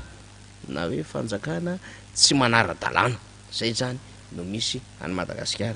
faharoa dia nambarany hoe zahay ho izy mpitsabo ka rehefa diso ny diagnostika dia diso ny traitement zany hoe misy fahadisoana fototra zany dia misy vahaolana fototra ihany koa zany tokony hoentina manoloana an'izay fa raha ohatra ka fantatra hoe inona lay olana fototra dia tokony mifanaraka amin'izay le vahaolana hoentina zany fa tsy hoe fantatra ilay olana kanefa lay fikarakarana na lay vahaolana omena tsy mifanaraka akoriny amin'ilay fototra retina na fototr'olana dia tsy mety zany zay fitantanan-draharaha zay na hoe fitantanana amin'ny fomba famahana olana politika dia io ny teneniny hoe ny amin'ny zava-misy amin'izao fotoana izao zany dia raha diso ny diagnostika amin'ny mampitsabo azy dia diso zany ny traitement satria ahoana tokoa moa no ahafahana mitsabo olona anankiray raha ohatra ka tsy omeny diagnostika mazava ny tena fototra retina zany tahaky ny fanatanterahana ihany ko io any amin'ny fahafahana mijery fiarakodia ny amin'ny hoe tsy maintsy misy ny fanadihadiana amin'ny tena mahazo an'le fiarakodia ahafahana zany mitsabo na mikarakara mamerina antohany amin'le fiarakodia zany tony teo aloha faharoa zay fa fahatelo dia hoe zavatra efa tsy izy tsony zao dia anao inona haninona isika malagasy fantanina mipetraka zay ary zany enikajy Rakoto Manantsoa dia tena renao any amin'ny fiarahamonina rehetrarehetra rehefa mandeha anao naizanaiza zany dia mahavariana sy mahagaga rehefa mandeha anao ka miresaka amina malagasy fa raha ohatra misy malagasy folo resahanao na miresaka aminao raha misy ray eo zany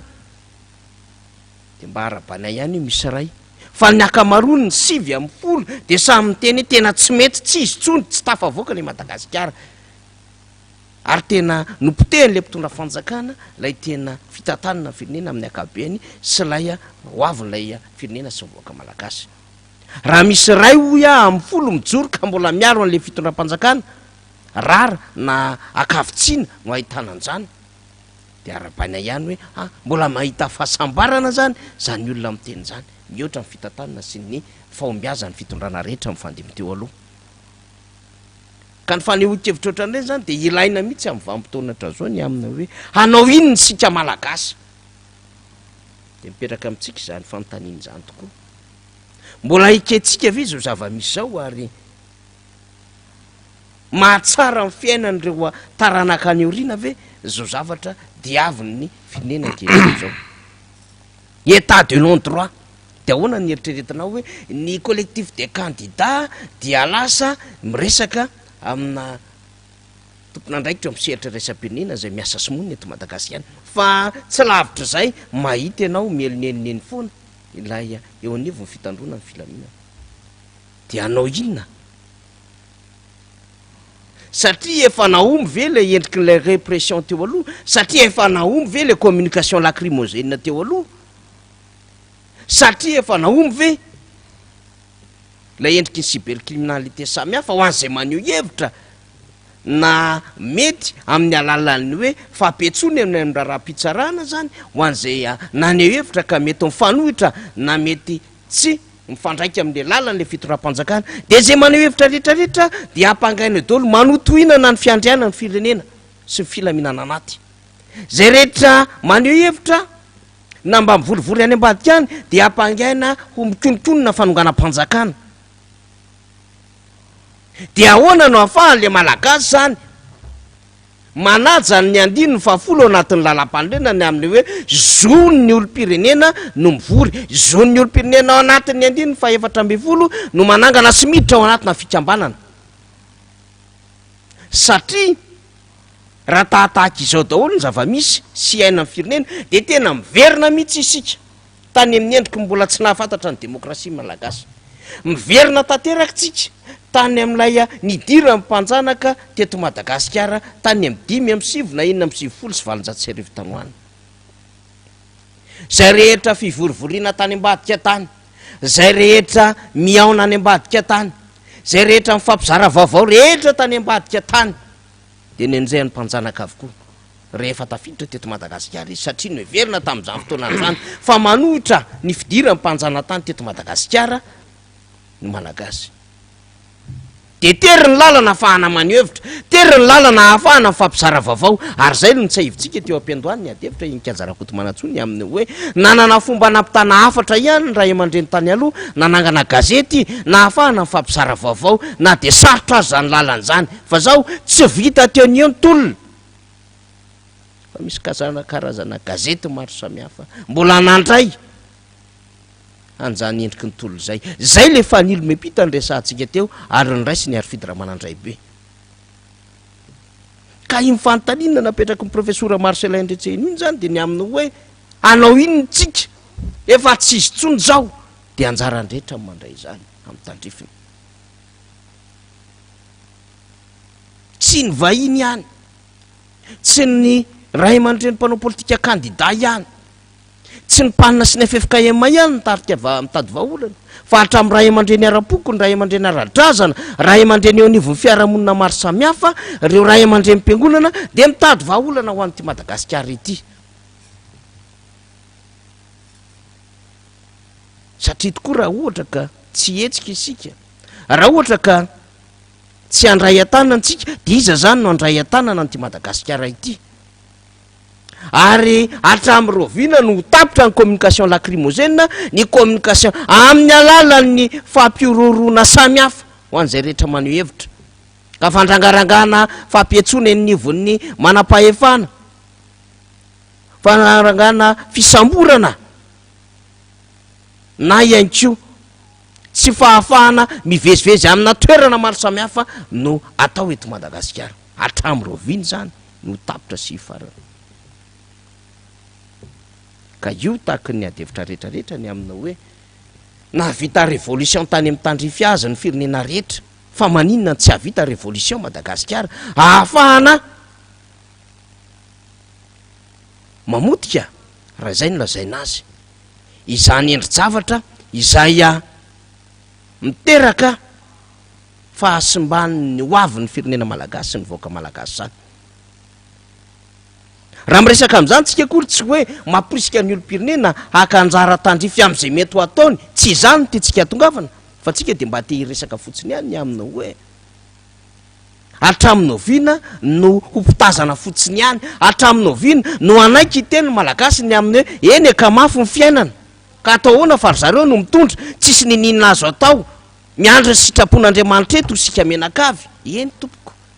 eto marina daholo zany amin'ny ampahany fa zao misy foana ny endriky ny fijoroana sy mifandraisana andraikitra amin'ny endriny maro samihafa arak'izay mety ho tandrifo sy manandrifo ny rehetra omaly mba nafinaritra ihany nahita misy ray aman-dreny samihafa eto amin'ny firenena ray aman-dreny samihafa teo anivon'ny fiarahamonina ray aman-dreny samihafa eny anivon'ny foko zay misy azy sy ny fiaviana zay misy azy ka tsy nijanona tany an-trano fa de ny teny hoe izahay eny tsy matsinanany izao ny fomba fandraisanay fanapaha-kevitra amina lafin-javatra ohatr' zao izahay eny androy e matinikery mijaly njery izao ny fomba firesakay amina vanim-potoana manahirany etro zao na izahay amina tany toerana maro samihafa de tahatahaka izao ny fomba fijoroanay mba nafinaritra ary everina sy tokony ho raisiny rehetra ihany reny fomba faneho-kevitra na ray aman-dreny ireny ary de zao sika mahita an'le hoe na dia vita aza ny fifidianana enikajarakoto manatsoa tamin'ny fahaenina ambin'ny folo ny volana novambra dia mbola tsy akipetraka zany ty raharaha ty fa mbola mikarika vahaolana ny aminy hoe hahoana na navotana an'le firenena hahoana ny istomana an'le Madagasikara latsaka ao anaty lavaka ary ahoana tsy ahatonga ny hoe hanjakajaka ny vahiny ho potipotika ny hoaviny ty Madagasikara ty sy malagasy aorinao fa ndeha itsika ikarika vahaolana fa na de ray aman-dreny aza tsy akipetraka ty tsy akafinafony ty ary tsy akandasitry ty amin'ny alala amin'ny fanambarana fotsiny ihany fa ndaotsika nainga ny tongotsika niainga avy eny amin'ny Seolim Hotel nakeny amin'ny ACC ary tsy vitan'izay nakeny amin'ny masovo anankiray ihany ko eto andrenivohitra teto de mba mitondra am'izay fomba fijeriny hoe ity ilay valandresako ho an'ny mpanao-gazety nataonay ity ny fomba fijerinay ray aman-dreny ara-dra zany reo de tahaka izay ihany ko ny eo anivon'ny collectif de candidat raiky ambin'ny folony aminy hoe nanokatra memorandum mihitsy zay ny atao hoe memorandum zany de hoe firaiketan-tsoratra amina hevitra maromarina tambatambatra mba hisaitsainana sodiniana ho fikaroam-bahaolana de ao anatin'izany ny fanoratana am'ireo olana fototra zay nahatonga am'izao crise politique eto Madagasikara izao de ao anatin'izay ny aminy hoe reto mety vahaolana arosonay ao anatin'izany de mbola velona sy miaina zany le collectif de candidat fa tsy araky ny eritreretany rehetra azy ny aminy hoe de taorina ny enina ambin'ny folo volana novambra efa misy mikika fandresena ary efa misy manomana sady ara ny aminy hoe de efa investiture mipopoka be miaraka amin'ny afimanga miaraka amin'ny artiste tsy latsaky ny 30 ary isaky ny faritra sy ny faritany dia misy avokoa ny spectacle gratuit de misy mibalina populaire de misy zao sisisy entina ampanakoakona zany fefena tanany sasan'le fandresena tsy tahakan'izany ny endriky ny fomba fanaovana politika ary tsy tahakan'izany no zavatra andrasana satria raha ohatra ka izay fandaniam-bola ohatran'izay ny heveriny sasany fa ampahombiazana an'le fahalany iny nefa mifahampitehan'ny langilangy filiera tsy ambadikatsy tsy tanono lay fitotonganana ny tahan'ny arokarena eto Madagasikara tsy tratra ny tanjona 324 lay mbola ady ataon'ny olona any faritra manoloana vidina lavany io mbola tsy tafiakatra ho avy telo hoe tahaka n'lay nandraisany sasany fahefana 724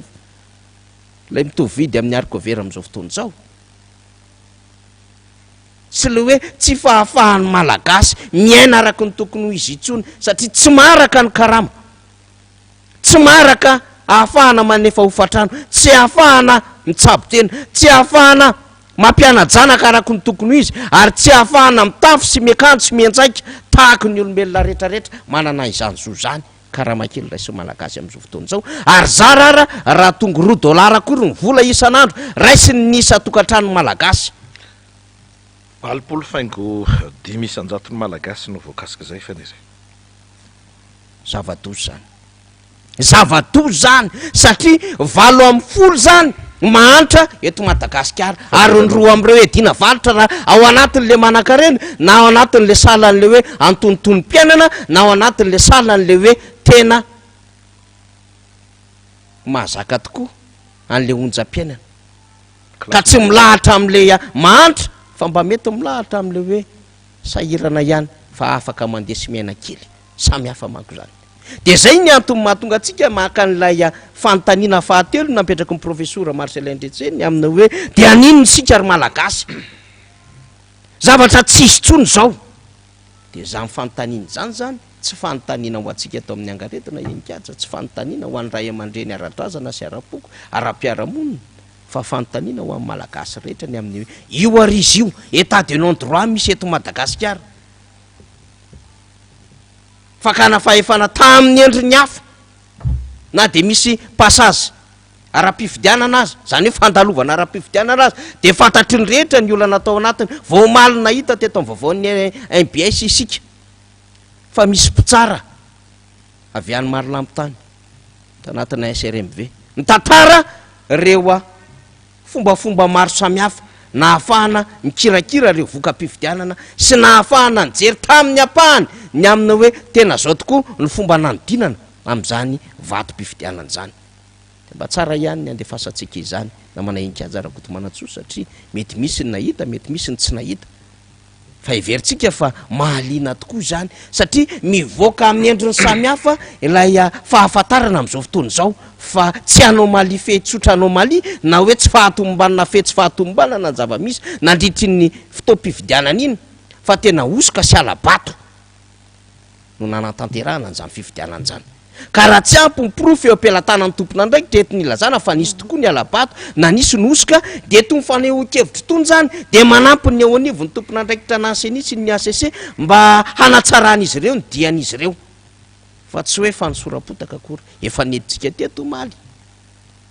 reo fahamoana ny voka-pifidianana avy amina bro-mpandatsaham-bato tany ambanivohatra Betroka tany ambanivohatra Amboasary Atsimo tany ambanivohatra Bekidy na foko tamin'ny maro samihafa ny amin'ny hoe tsy mitovy anie ny isa mifidy nandatsabato sy ny mpifidy voasoratra anarany ary tsy normal ty candidat ray ity mahazo isam-bato 100 isan-jato na 9 isan-jato na 5 isan-jato amboniny tsy fitoviny ny votant sy ny inscrit ary tsika de niantso fanatra am'izay ny amina hoe ireo olona zay mahafantatra na mahita tsy fanjariana tamin'iny fifidianina iny tsara raha maneho hevitra mba ho voarainy rehetra ny amina hoe tokotapaka vilamy tongilana raha ohatra ka misy nitongilana dia zay tsy mety arenina zay ny tadiavina ao anatin'izao fa tsy sanatrin' zany kory zay mety ho adikany sasany hoe ndao fa mbola korotanina ny domy ndao fa tsy amelany tsy fa raha toka mbola misy zavatra tsy mety araky ny nambarany nikaja matetitetika mifotokevitra angaretana ny amina hoe na iza manao ny tsy mety de anjaratsika no manitsy izany mba hahatonga ny rehetra zany handray ny tandrifiny ka Madagasikara lovainy ny zanaka malagasy ho pakato ary mpanajalalana no izy aneorina ny nikaja ny teboka iveritsika fa goavana am'izao fotoana zao fa ny razafy manatany dia ilay mifamatotra mihitsy amin'ilay hoe fahaiza mijery zany ny tombontsoembonana sy ny filamina ny firenena maninona motsika no nyresaka zany tamin'ny famakafakana samihafa natao teo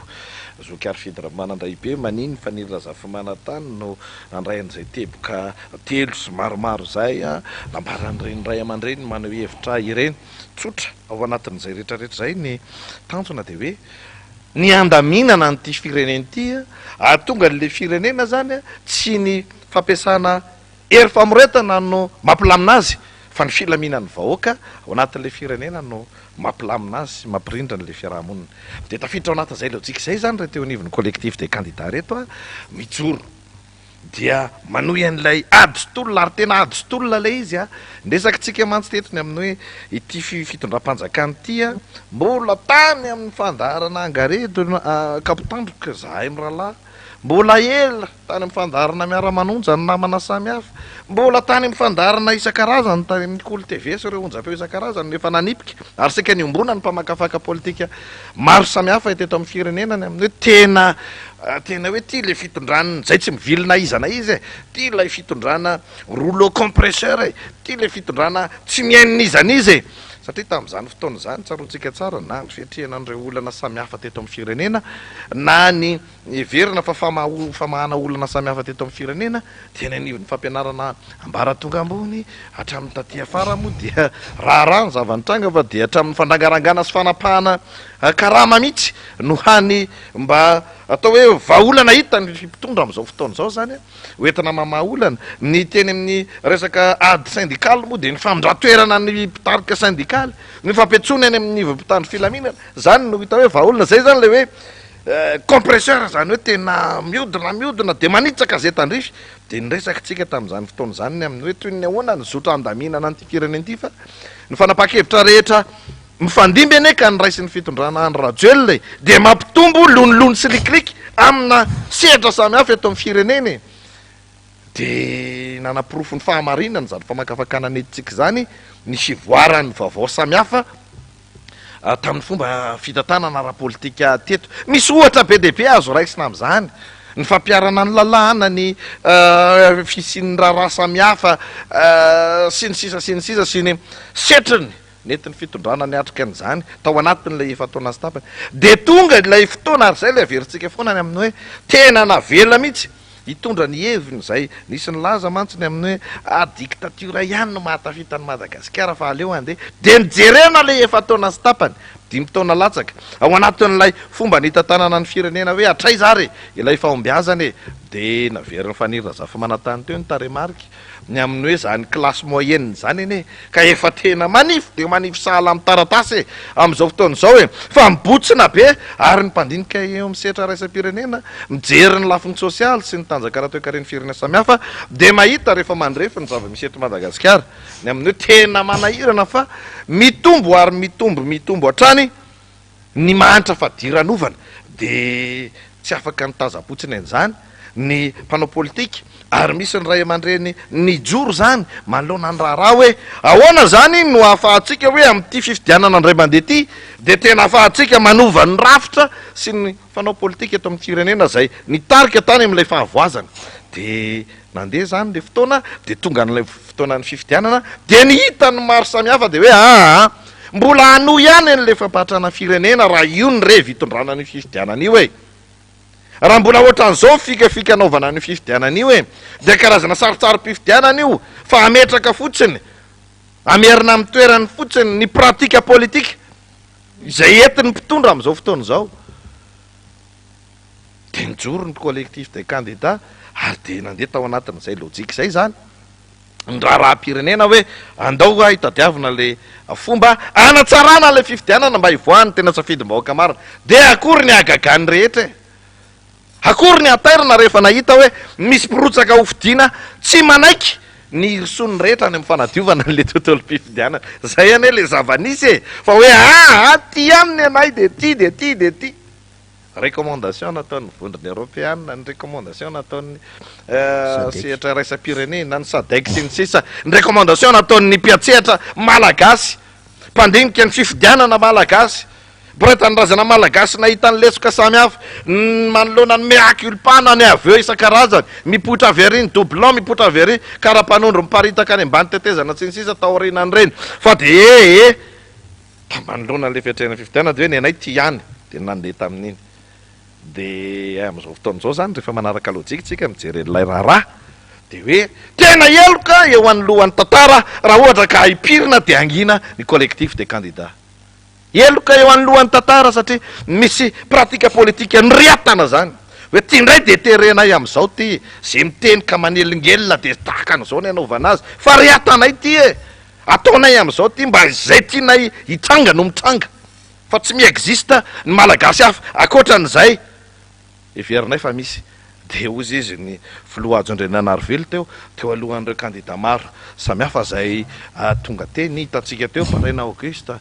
robelona iandry hitantsika teo maro karavalimanana hitantsika teo tahina razafonjoelona roland ratsiraka tazantsika teo ireo kandida samihafa nisy nitondra asolotena sy ny sisa teny amin'ny union européenne lalaina ratsiraonana sy ny sisa tena nanipika mihitsy ny amin'ny hoe matoa zahay raisy ny vondrona européanna de fantatra fa misy malagasy be deaibe misy vahoaka malagasy ao an-damosinay zany zavatranyna tsy fanira zafy manatany mety hoe forme ozy tsika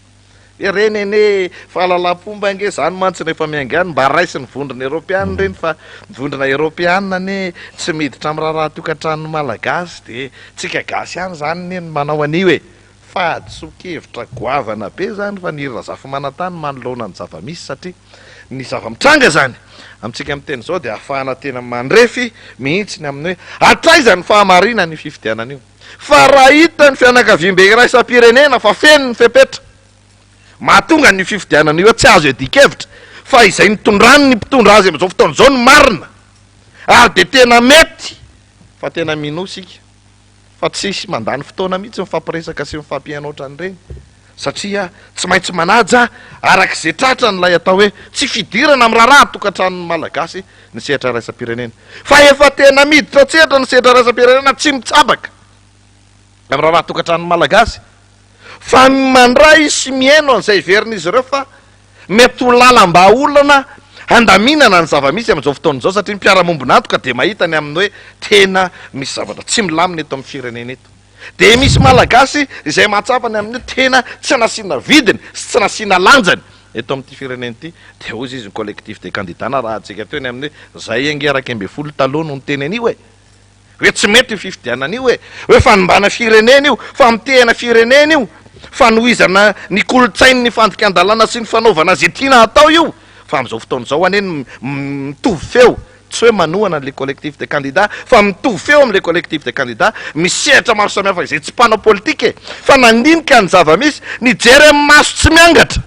amin'ny fomba mahitsy ny zava-mitranga eto Madagasikara de mijoro ny fiarahamonina civily de mijoro ny ray aman-dreny ara-drazana de mijoro ny rehetra de ozy ny transparence international maly nanipika ny amin'ny hoe tena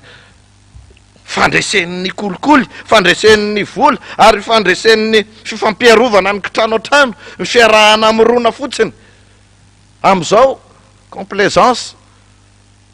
nitifirany manokana tamin'iny resaka complaisance iny moa ireo avy amin'ny fianakavimbe raisam-pirenena sasana ireo tsy fianakavimbe raisam-pirenena fa ireo mpanaramaso izay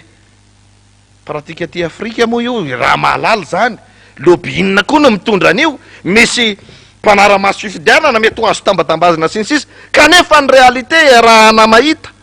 zavatra hafa de nitsipiana manokana tamin'iny hoe misy observateurany miraitsykombakomba ihany keo anatin'ny fanatsotsoran zavatra fotsiny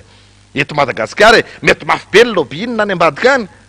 ary tsy afeniny zany fantatsika loatra zany mpitrangy zany manontena manokana mpanetretena nitenenana any zany fa raha ny atao fifanarahana raisam-pirenena na fivoriana ivelan'ny Madagasikara ny resahana ny raharaha momba ny Madagasikara na ny fivorim-be hatrany Azia rehetrarehetrany izay ny resahana ny fifandraisan'ny firenena avy any ivelany sy ny firenena afrikanina tahaka an'izany ny sommet any Turquie Afrique tahaka an'izany ny fivorim-be ny firenena mikambana tahaka an'izany ny fivoriana samihafa natao tany Afrika tany tsy ny ray mandeha tsy ny roa tsy ny telo tsy ny nefatra nanatrika an'izany ny tena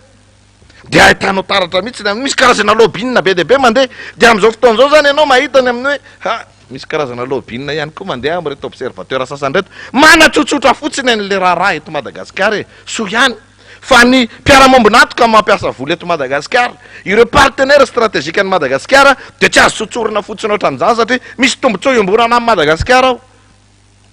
de sarotra ho azy ireo ny ara-iasa amina fitondram-panjakana izay mety hipetraka noho ny fampiasa-kely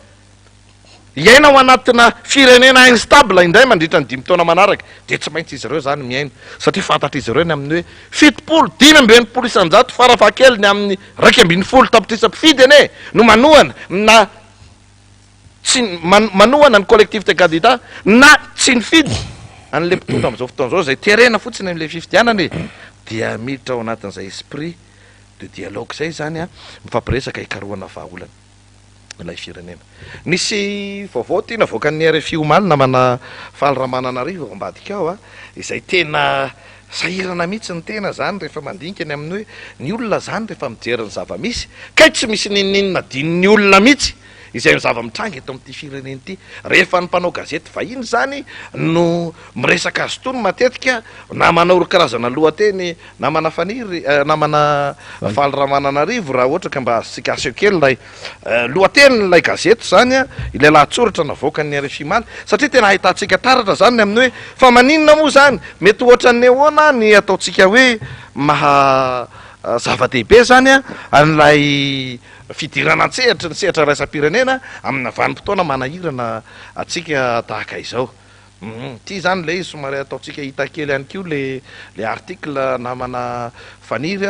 namana Faliramananarivo ambadika ao a isorana namana amin'ny hafanganany saina zany amin'ilay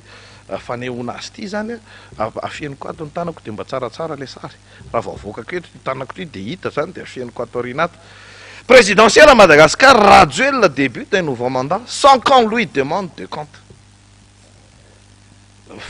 Fanarabrabiny zany na atao mihitsy hoe tena filazana ny zavatra tena atao hoe endémique tsy misy afa-tsy eto Madagascar zany. Tena ironie zay mihitsy faniry.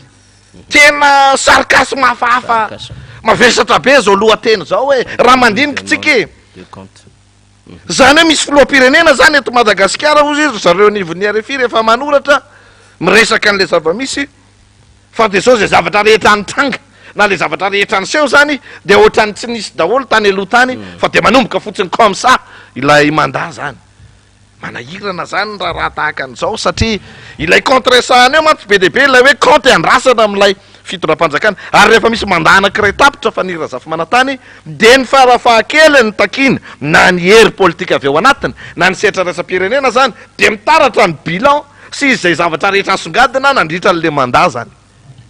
De eto zany rehefa mijery any lohateny tahaka an'izao tsika de mahita ny amin'ny hoe tena na ny olona range zany indirectement zany miteny hoe tena misy tsy maty manota mihitsy ao Madagasikara ao fa de tena misy indray ny mandat vaovao zay manomboka de lay mpitondra teo aloha na de contesté tahaka an'inona ara de terena hanomboka an'le mandat fotsiny a tsisy ninninona nytanina azy.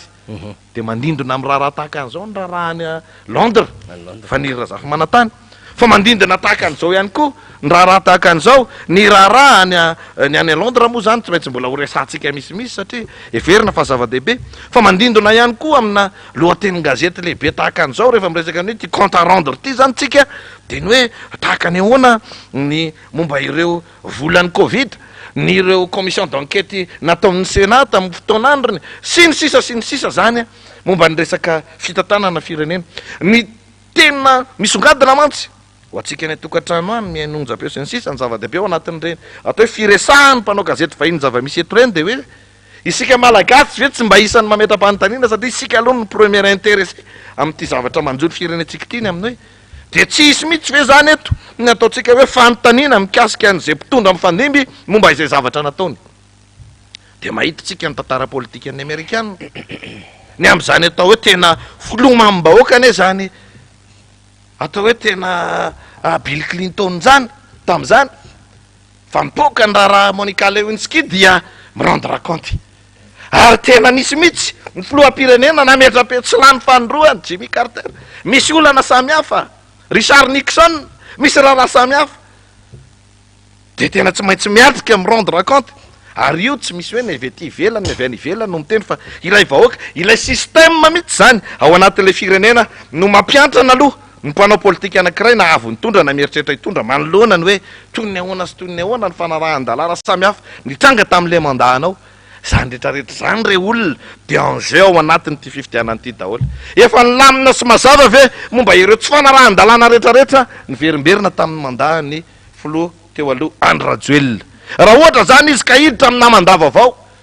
madio ve ilay fidirina ao anatina mandat vaovao raha tsy resaka fifidianantsika zany fa resaka bilan fitantanandraha mpanjakana ny resaka ataontsika mihitsy hoe fitantanam-bolam-panjakana ny resaka raha mahavoatontonona ny anarany tokony misy tena fanazavana daholo zany rehetrarehetra zany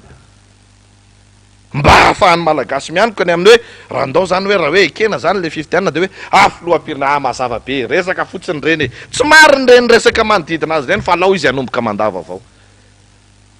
fa aiza ho aiztsika am'izany rehetrarehetra zany zay ane le ambarantsika zany hoe ny fifandombiasam-pahefana rapomba demokratika eto amin'ity fireneny ity re olona fotoana zao tsy maintsy ametrahantsika mazavany amin'ny hoe tena mila saro-piarotsika malagasy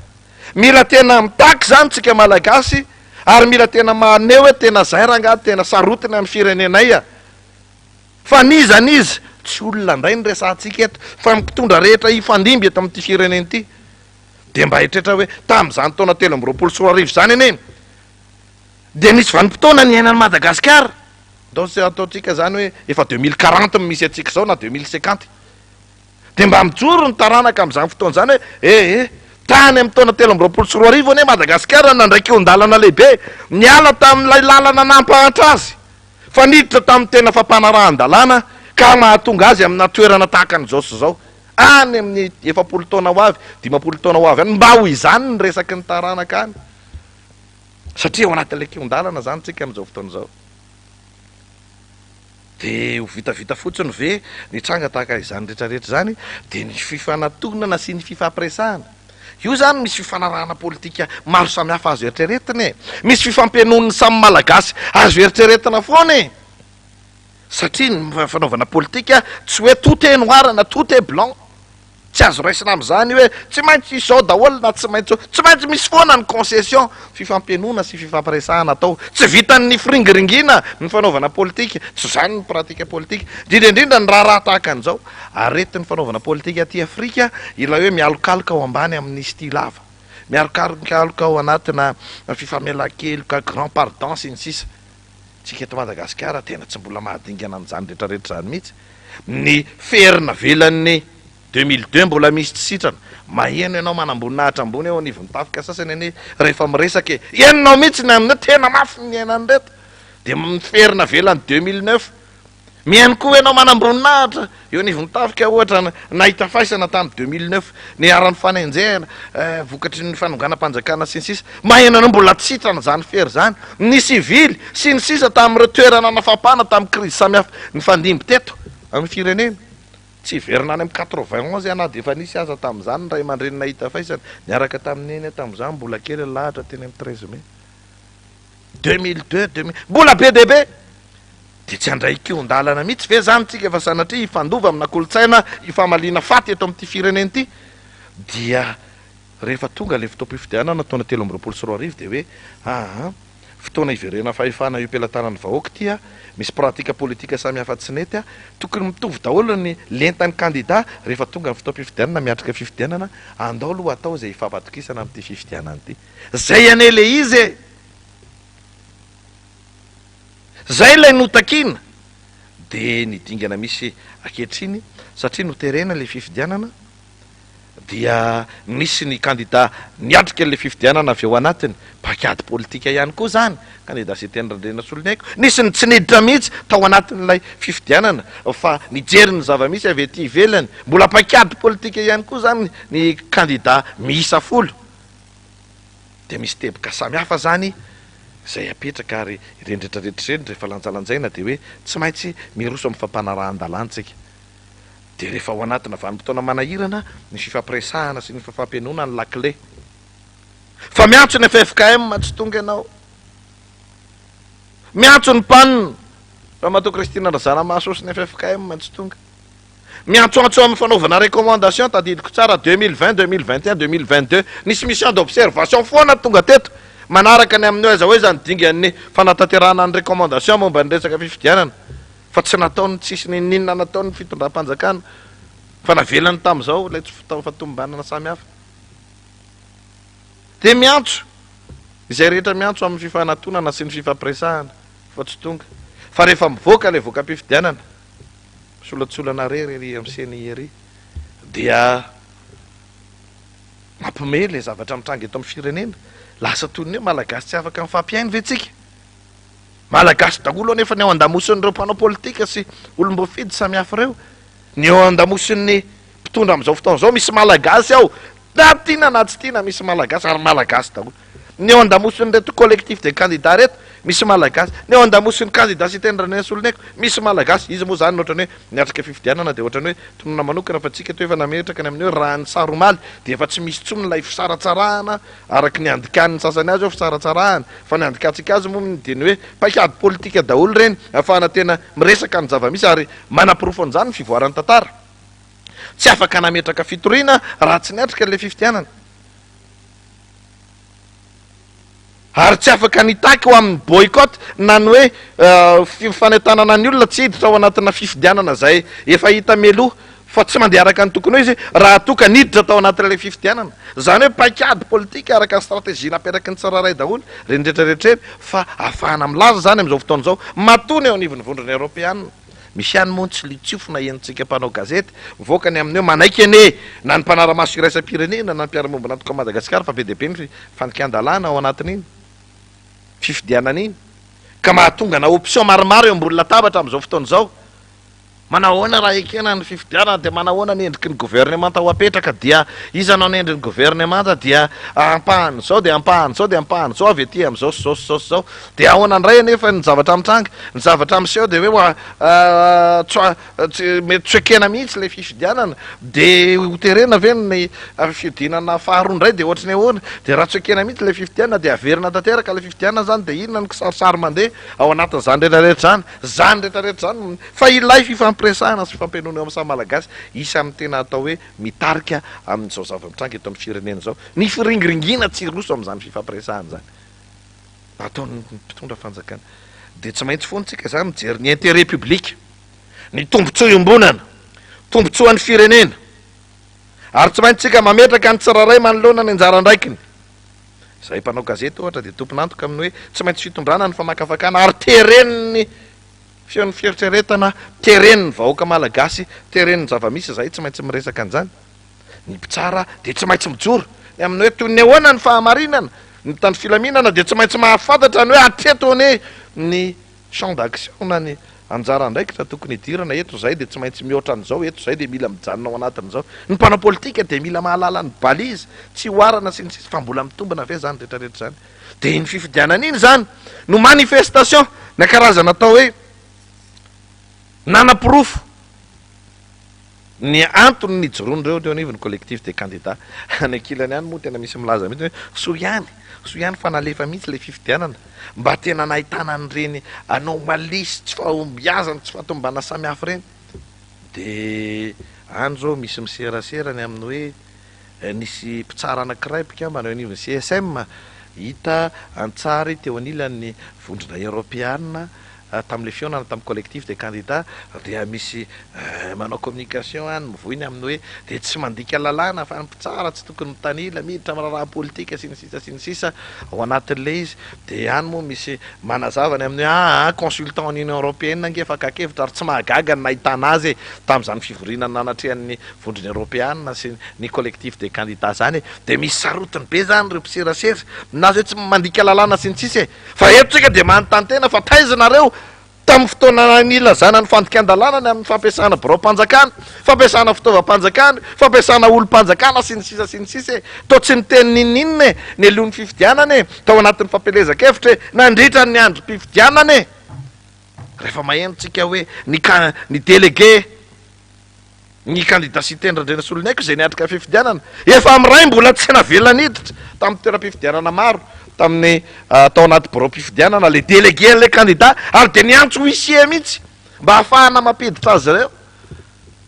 Taiza reny olona milaza sy miresaka fanarahan-dalàna reny tsy niteny ninninona de miverina foana na tiana na tsy tiana fa nirra zafy manatany sira tolo-janary ary fidira manandray be na de hevitritsika any anatin'le hoe tena aiza ho aiza le fahamarinana eto amin'ny firenena, fahamarinana amin'ny fampiarana ny lalàna, fampiraisana ny rehetra manoloana ny ataotsika hoe rariny sy ny hitsiny, ny fahamarinana manoloana ny lay fifidianana noterena nandeha farany teo iny fa na hoekena aza ho ahy iny fifidianana iny, fahamarinana iny fifidianana iny mbola raharaha maro samihafa zany amitsika amin'ny teny zao. De zany rehetrarehetra zany tsy maintsy hitondrana famakafakana, tsy maintsy resahany zany satria tena mahalala mihitsy tsika fa mila arovana ilay firenena ny tombotsoa iombonana. Mety misy mpanao politika voatotoana ny tombotsoana, mety misy mpanao politika mety voaresaka manokana, mety misy ampahana olo-pirenena ihany keo mety tsy mahazo an'lay zava-misy, de zanay foana zany a mitondra ny famakafakana ao anatin'izay rehetrarehetra zay, satria amboniny zany rehetrarehetra zany, ambony noho izahay mpanao gazety, ambony noho ny olo-pirenena vondrona atoko etsy na vondrona atoko etsy, ambony noho ny olona zay mieritreritra fa mpanefoefo na kandida matanjaka na kandida tonontonony, ambony noho zany rehetrarehetra zany ny tombotsoam-pirenena sy ny fijerenany ho avy ny taranaka faramandiny faniry Razafy Manatany. Zay indrindra enikanja satria tsika moa zany resaky ny mahazo ny vaovao rehetra maretsika fa hoe tokony misy zany a ny famoam-bokatra ny fomba ofisialy amin'ity herinandro zay tafiana farany teo de ho hitantsika daholo hoe tena efa afa-po amin'ilay vokatra ve, tena efa voaja daholo ve ny pitsopitson-dalàna samihafa sy ireo hoe mety ho fitarainana samihafa sy mety ho fampitahana vokatra zay tadiavina kandida mba ahafahana mikaroka sy mametraka ny marina eto amin'ity firenena ity, ary ny famoahana zany am'izay vokatra izay ka hametrahana an'izay mety ho tompona andraikitra hitatana an'ity firenena ity tsy misy ny misakana an'izany raha ohatra ka zay nambarany lalam-panorenana fa ny aminy hoe de tena hipetraka ao anatin'le tena fananana légitimité amin'ny endriny maro samihafa izay ve sy fananana tena légalité izay ve ny mpitondra zay ho apetraka eo ka afaka iroso atsaka ny sandavany araka ny fifampiresahana nataon'ny volony européenne sy ny collectif de candidats. Ny fifampiresahana manko zany de hoe tena hitondra fitoniana ho amin'ny Madagasikara ary anahoana ny fifandraisan'ireo sehatra iraisam-pirenena amin'ny fiara-miasa amin'ny Madagasikara amin'izay mety mpitondra zay hitoetra ao anatin'ny 10 taona ho avy eo indray. Tena atoko ve fa tena havita fampandrosoana le mpitondra ho avy eo, tena ilo ve fa tena hisy tokoa zay endriky ny tena stabilité sy ny pe ka raha miresaka stabilité na filaminana na fitoniana zay dio amin'ny lafiny ara-toekanena sosialy ididaidy fa tsy hoe amin'ny lafiny ara-politika akory. Zany rehetrarehetra izany zany dia efa toa ny adevitra amin'izao fotoana izao inikajarakoto Manantsoa sy Ratolo-Janahary zay fiarahamonina ara-toekarena sy ara-tsosialy tadiaviny fenitra iraisam-pirenena izay mba ahafahana manao développement durable na ahafahana manao développement harmonieux na ahafahana ihany koa mitady résultat dia tsy amin'ny alalan'ny tsy filaminana no azona izany, na tsy amin'ny alalan'ny tsy fifampatokisana ka andritry ny 5 taona dia ho litany ho vetesin'izay fanionkevitra politika sy ara-toekarena sy ara-tsosialy eto Madagasikara ny amin'ny hoe filoham-pirenena tsy lany io tamin'ny tena safidim-bahoaka na tamin'ny alalan'ny fifidianana madio na tamin'ny alalan'ny fangararana na tamin'ny alalan'ny fifidianana natao ekeny rehetra accepté par tous, fa fifidianana natao andehitrezana io natao ambozizo natao amboletra mba ahafahana mametraka an'ilay mpitondra fanjakana de reto avy nanao an'le complaisance atao ambadika zany rehetrarehetra izany. Zany io resahan'ny transparency internationale io, zany resahan'ireo fanaraha maso misehatra resam-pirenena maro samihafa ny amin'ny faran'izay nanahirana iny fifidianana iny, ary zay ny antony hanosehana anatin'izay hoe fikaonan-doha sy fifampiresahana zay. De miverina amin'ny fanontaniantsika teo tsika hoe hatramin'ny roviana no havita hitatana fanjakana amin'ny alalan'izay hoe hevitra mandeha amin'ny lala tokana izay na sens unique zay ny fitondram-panjakana sy mipiaradia aminy hatramin'ny roviana zany dia amoaka tafika isan'andro san'andro dia anao fanambarana miendrika fampitandremana dia anao fampetson'olo letsero dia hilazany raha misy eo anivon'ny tontolo mpitsarana isan'andro san'andro dia anao endrika famononafa amina fanionkevitra politika, izany ve mahasosy mahatsara ny firenena ao anatin'ny 5 taona ho avy anjarany rehetra ny mandinika fa isika dia amina endrika famakafakana ny amina hoe ny zava-misy tahaka izany dia tsy mitondra ho isika tena hoe le objectif na tanjona zay tratrarina, tsy mitondra vokatra any zay ho tratrarina ihany koa na andrasana résultat attendu. eo amina mpitondra anankiray de araborabo ny RFI ohatran'ireny filoham-pirenena vaolany amina mandat vaovao zay ohatrany tsy anontaniana akory ny zavatra nitranga teo aloha na tsy miresaka am'ireo everina fa mbola tokony horesahana tany mandahany teo aloha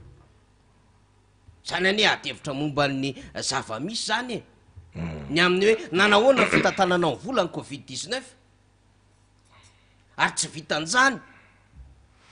nisy ampahambola marobe azo Madagasikara ho fiatrehana ny loza voajanahary ny assurance azo Madagasikara amin'ny resaka loza voajanahary ahoana ny fomba fitantanana an'izany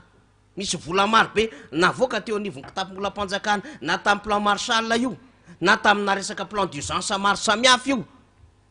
nanahoana ny fomba nitantanana an'izany nanahoana ny fomba fitantanana ny famoam-bola zay anatanterahana lalambe mikodana autoroute marobe ny adevitra ao anatin'izany fa toetrany hoe any aloha zany rehetrarehetra zany andeha mandavavao zay ka zay zao no mitondra zay tiana hitondrana amin'io ka na le olona nangingina teo aloha azy inikajarakoto manatsoa rehefa nietsika ny collectif de candidat zay nanao ny fitakiny sady nanao ny fampahafantarina mivoaka malagasy ny hoe ireto daholo ny teboka efatra takinay anadiovana ny tokotany voaetrehana fividianana sy mba hahafahana miaro ny fiandrianana sy ny fahaleovan-tena-pirenena ary ny fahafahan'ny Madagasikara de nangingina tsisy ny teny avokoa ary tsy sananeo hevitra teny anivon'ny tambajotra sosialy fa taorianan'le 16 novambra dia nanoratra tsara am'izay ny sasany ny teny tsy nitabataba mandrabiraby ary to tahaka ny te ilaza mihitsy any amin'ny hoe manginina rehefa zay zao ny tompony tanàna 5 taona ho avy zay tiana atao zay skandalina tonga eo anay zany fa tsisy idiranareo de tondray zany varobe menaka ambany labasy midira zay mbola tsy ninana satria azo ny 5 taona ho avy ndray zany lay mandahan'le mpitondra ho avy io tsy any ny olana am'izay vavany sasany omana sy miposiny sasany ameny zay tokony ho fenona fa any am'le hoe mbola mendrika ve hiaina ny voaka malagasy aty amin'ny taonjato araiky am'roapolo ny lafin-javatra tahaka izao ny amin'ny hoe de tena resahany eo amin'ny sehatresam-pirenena fa tena mahantra le malagasy eo ambony arena ary tsy manana tsony espoir fanantenana tsy manana tsony isy lalana ivoana tsy manana tsony zay tena hoe sombony anjarany ho an'ity Madagasikara ity ka raha miresaka an'izanytsika dia le zavatra hita maso aloha ny resahantsika de le sombo-tany akoatrin'le arena rehetra tsy hita maso raha tsotrandrahana de raha miresaka an'izanytsika mametraka ny tezy sy ny antiteze rehetra de valony tsotra de zao tsy alohatreto ho an'izay olomby tsy manana tompony an'le fitondram-panjakana no mbola afaka migoka an'le arena an'le Madagasikara fa ho an'ny maro anisa eny nareo olomby tsy miaraka amin'izy ireo azy de mba afaka mieritreritra ihany koa miaraka amin'ny maro an'izy hoe rahana izy ty tsy tahany ane izy ty atahoana fa zay vadiny baba niny ary zay vadiny niny baba dia tsy afaka misaraka zay satria olom-panjakana zay dia karamain'ny fanjakana izay dia dekrenina nametraka anay izay de nisy avancement maro samihafa azonay ka sarotra be fa dia zay tonga eo tsy maintsy tomponay tsy afaka akory mba farafakely ny afaka mba manitsy ny amina hoe oleretsy e so de mba tokony ohatran'izao nitondrana nyty raha ty fa nanotarana atsika miaro am'izao fitondram-panjakana zao ary amin'ny zavatra maro be ataon'io sans que lui demande aux izy ny eo anivon'ny RFI de ohatry ny manahirana ihany ny amin'ny zavatra hitranga eto Madagasikara de zany ny antony mbola iresahantsika foana hoe raha mbola tokony afaka hifampiresaka de ataovy aloha ny fifampiresahana marina fa mahafinaritra be le anapoka afo magy nareo rehefa avy eo marina fa mety hoe tena ilay be mihitsy nareo anao kinetsakinetsa be any amin'le lafiny tena whisky sy le cochon de lait sy le canard laqué sy ny sisa le buffet tena gastronomika be tsy fakahitana anatin'le arrosazy fa zay ve afaka andrefesana ny aminy hoe tena mbola hitondra am'izay tena hoe fandrosoan'ny Madagasikara ao anatin'izay hoe mbola misy hevitra tsy nitovizana maro be ka tokony ampitovizakevitra fa itoetra mandrakariva foana ao anatin'ny 5 taona ny aminao hoe io anie tsy neken'ny olona na alany an'io io anie ka mbola adevitra be tamin'ny alalan'ny resaka code de nationalité tamin'ny alalan'ny coup d'état institutionnel tamin'ny alalan'ny CENI sy ny ACC tamin'ny alalan'ny adevitra be teo anivon'ny antenumeran-dolona ary tsy latsaky ny société civile 7 no nylazany aminy hoe tena tsy mino tsy mahatoky ny endriky ny fifidianaka atao eo enina ny KMF Knoe azy ho resahan'ny olona foana zany mandritry ny 5 taona tsy azonao sakanana an'izany mihitsy ny olona na de eo ary mifandrangarangana amin'ny lafiny samihafa ny aminy hoe tena misy ny lalàna ny fiezan-dalàna samihafa ny fomba faneho-kevitra sy ny sisa tsy azo sakananao amin'izany ny olona mety ho sarotiny ny olona satria anazy ty Madagasikara ty fa de mezaka ny tsy maintsy mahazaka an'izay zany le mpitondra ao anatin'izay adevitra rehetra zay ary zany ny antony mahatonga antsika amin'ny teny manao hoe bilan hoy zay nikatsa sika tokolo enikatsa ny zato andro voalohany ihany ny taona hitantsika n'lay bilan le mpitondra tamin'ny 7 fa any amin'ny firenena mandroso de takina mihitsy ny tsy maintsy anaovana an'izay bilan zay misy ny zato andro mofombafomba zay taty oriny zany sady période de grâce iny période de grâce raha matetika mihitsy heri-taona nomen'ny fomba fanaovana politika an'izay période de grâce amin'ny tondra fanjakan'izay fa aty amin'ny mandat zany na atsasaky ny febito-piasany de efa tokony misy zavatra nisongadina ho avoaka fa tam'ireny moa zany de hoe vokatry ny Covid-19 teo amin'ny crise mondiale ihany ko ary fantatra ihany ko ny adin'ny Russie sy Ukraine de zao zany tsika manomboka maheno adevitra vaovao hoe mazana be koa ny adin'ny Hamas sy Israel ka mety misy fiatraikany amin'ny tontolo raha teo karena andreo tany mantra sy andalam-pandrosoana de ny aza hitako ary aza henoko enikajy Rakotomanantsoa fa ho resahanao anatin'ny serasera indray aoriana kely eo ny amin'ny hoe sahirana ny toekaram-pirenen'ny Madagasikara satria mafy be le adin'ny Hamas sy Israel teo moatsika ny andro foana ny amin'ny hoe sao de isy ilalaondray io resaka Taiwan na Chine io fa io moa efa nisy ny lalao le resaka Ukraine sy Russie ary le ady tsy mbola mifarana de za raza misy ady mandeha mafy be raha tany zany de io ndray ny Hamas Israeliana aloha zany nalovina am'izao fotoana zao ny Hamas aloha zany de mamelo mafy anemdrareo Israeliana ary mivavao maly fotsiny zany na de nisy ara lay adevitra ny aminy hoe atsatra kely ny ady sesely zany de mandeha ny akorany ambadika any fa azo ny saina eritreretina ve enikajany aminy hoe 5000 roquette mitotona anatina tanàna anankiray mahapotika ny Tel Aviv sy ny manodidina any Israel azo ny saina eritreretina ve hoe misy Hamas miaraka amina Hezbollah matanjaka be sapapitsikilovana Israeliana amin'ny Masoud manana fitaovana samy hafa fa tsy nahavita iny zany de zay le manahirana atsika ho isika hoe rehefa tsy ampy ny fifampiresahana dia mifahampotehana misy kanefa na de eo raha nitanjaky ny ady mahapotik'olona matapitrisany sy logistika marobe ary andanimbola satria raha misy ny industrie mandeha be eto ambony tany de ny industrie an'ny fitaovam-piadina sy ny industrie nucléaire zany no ny tena vola be eto ambony tany fanefarany de latabatra ohatran'izao resahantsika zao enikatsa de ozytsika tompoko tena mba faniritsika eto amin'ny angaretina enikatsa de ozytsika hoe mba ahitana an'izay tena hoe fandaminana fifampandaminana eo amin'ny tena mpisehatra politika rehetra zay tsy azo hoditsitana hodi tsy fantatra mihitsy any ambadika any amin'ny hoe zinona mofa malemy anie zany azo ampirorona amina resaka lacrimogène anie na azo ampirorona amnadisante aneny amin'ny Madagasikara na mvo il suffit de mamoaka taratasy fampetsona fotsiny de mangina andrehetra eny mariny zany fa zao tsika tsy manana akoatra n'le Madagasikara matoa tsika nosy voadidina ranomasina de veritsika fa mba zava-dehibe zany ka tsisy tsy vita mifampidiniana raha ohatra ka mbola misy hevitra tokony fampidiniana fotoana ve zao tsy maintsy amoahana voka-pifidianana sao de mba tokony enona ihany am'ireo fombafomba nylazany teo anivon'ny profiteny amin'ny hoe zava-dehibe ny ahafahana manao confrontation ary reto tompoko ny reketina apetrakay satria zay de nanana délégué tamina birao fantatsaham-bato maromaro ka andao aloha mba dinio sy jereo le izy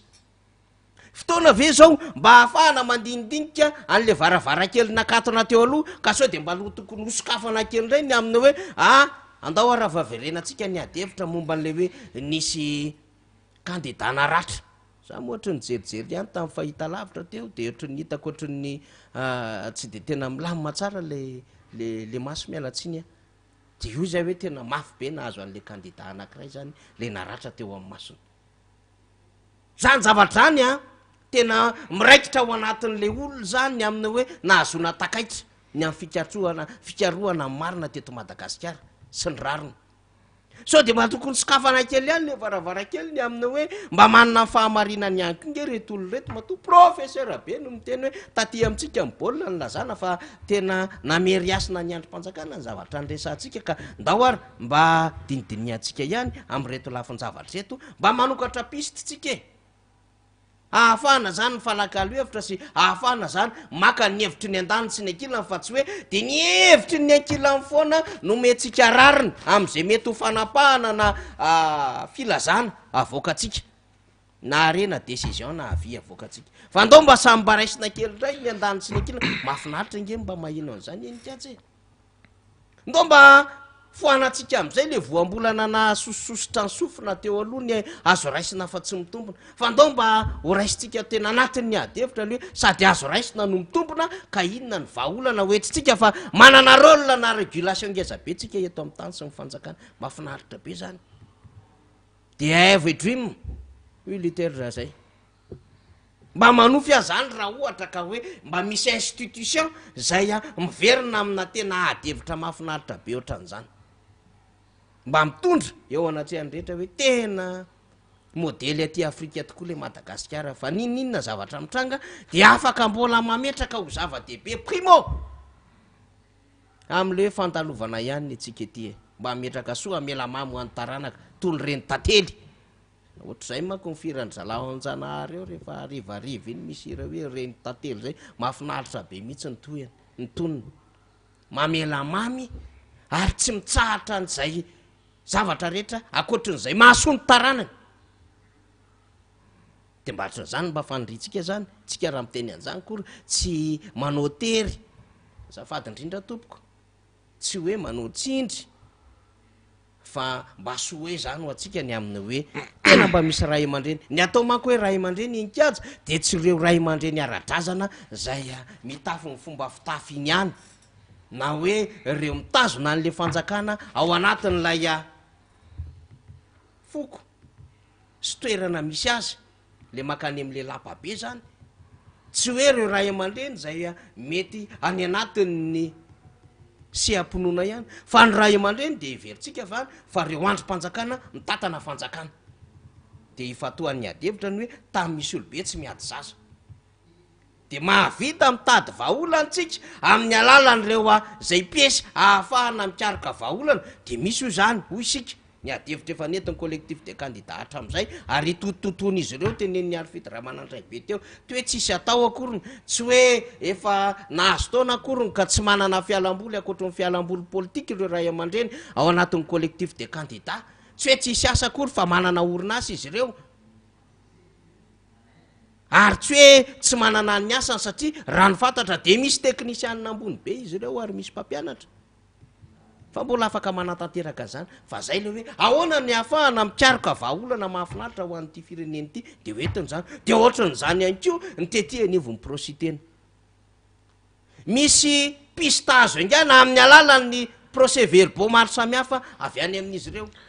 misy fahampahafantarana antsara misy vidéo enikajy nataon'izy ireo hoe reto ane ny régularité maro samihafa zay voarahinay sy hitanay de trandrao reny ampiasao reny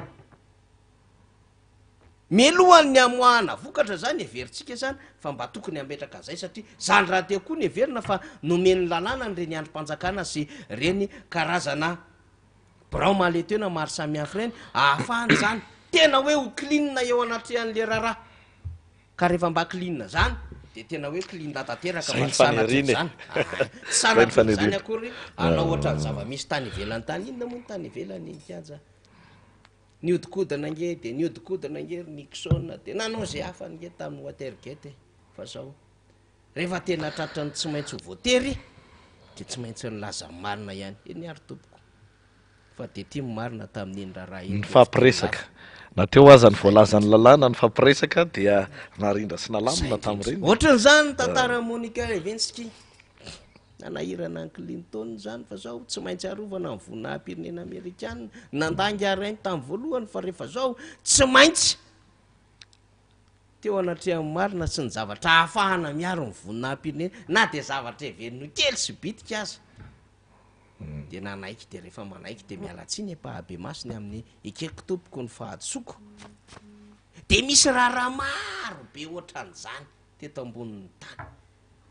na ahafahana zany na me vahaolana ho an'ny firenena ko maninona tsika ny tsy afaka manolotra vahaolana ho an'ny firenena fa iziriziry eto de idongo lava eto de ametraka fa zay zao mafy be de ametraka fa aty aminay fahefana de ahoana am'izay fotoan'izay le hoavin'lay vahoaka sy ny firenena enikasa de misy moa nareo any zany ady miainao na etiny hoe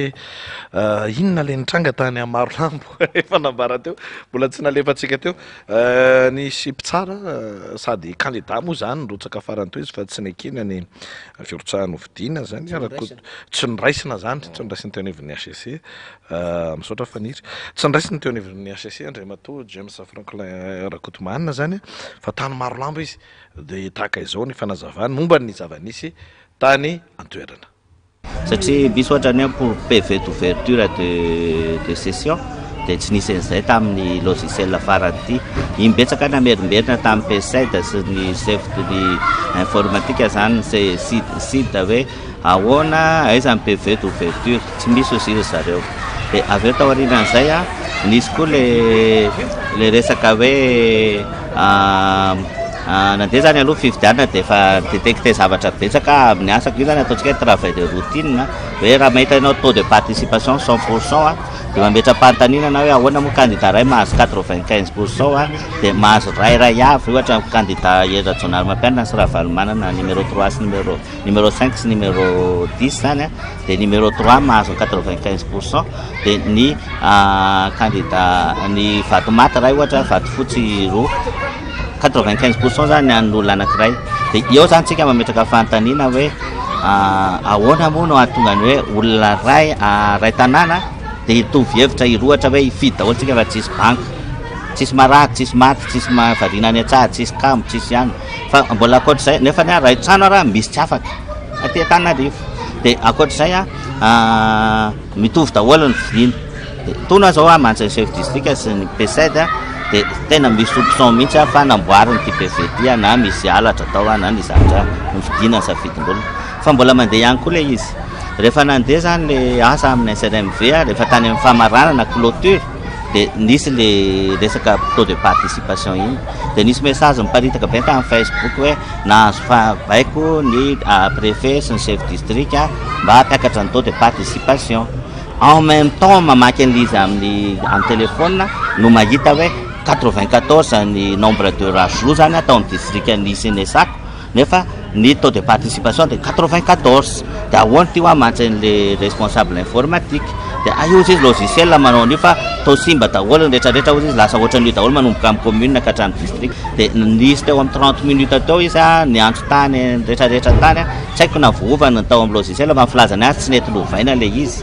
fa io izy efa le logiciel fa mahaky PV vaovao ianao izy izy de namoahany PV vaovao zany hoe nahita zany le taux natao 62% araka ny tokony ho izy de ino nosy ny avy ino lasa ny MPSRMV fa le diso kosa no tazomiko ho atao profo aty amin'ny tatitra ataoko aty Antananarivo maninona ny logiciel no atao manao zavatra erreur automatique ohatra zany de tsy azo ahitsy eo koa fa mbola miandro fotoana sy ohatrany hoe nienjana mihitsy zany vao azo le fantsina zany hoe le fantsina efa voahitsy zany aloha raha ny teo amin'ny misy ana fa ny any toeran-kafa ny tsy fantatra satria mampay io tao le hoe 46% irearean'ny sasany io nanatra le rapport professionnel hananantsareo élément d'information zay mety tsy mahazatra loatra satria matetika ny amin'ny fividianana toy izao de matetika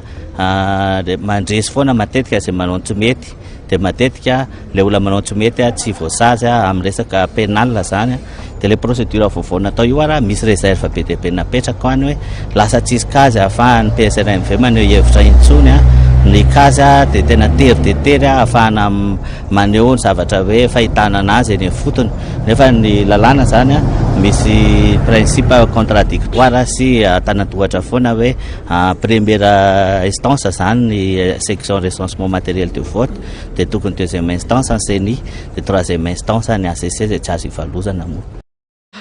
Ya, Andriamato James Franklin Rakotomana mpitsara no sady syndicaliste zany no narahantsika teo ny tantara ny zavatra hitany sy ny ainany ary natrehany itsorony vavolombelona mikasika ny anomalie samihafa. Omaly iny faneho-kevitra iny fanirira zafy manantany fa zao talohan'ny omaly hatramina avy tany fifidianana tamin'ny 9 Novambra de fa be dehibe manerana ny Madagasikara ny vaovao voaraitsika izay ohatrany hoe na tsy mifandray amin'ny Andriamato James Franklin Rakotomana aza dia voamary ny zavatra rehetrarehetra hitany masony ary miverimberina ilay atao hoe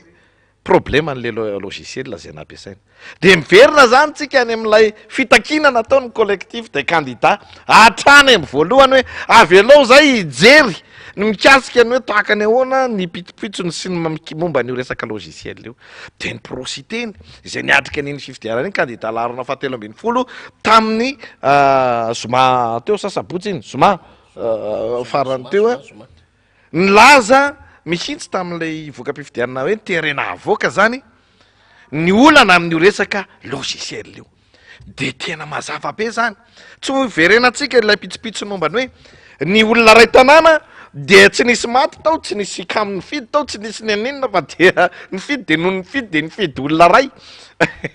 manahirana ny mieritreritra an'izany fa de nitrangy zany tamina toerana maro samihafa ny donné traité-ny ray aman-dreny naneho hevitra teo ty moa zany de donné izay efa tonga eny anivony SRMV izay atantsika taotrany amin'ny hoe ireo izay efa nangonina avy amina bureau fandatsahambato maro samihafa zany de hitantsika amin'izany amin'ny hoe mivangongo ny profo amin'izao fotoan'izao zany ahitana taratra sy milaza ombieny ny amin'ny hoe tena tsy nandeha araka ny tokony ary tsy madio mihitsy ilay fifidianana izay natao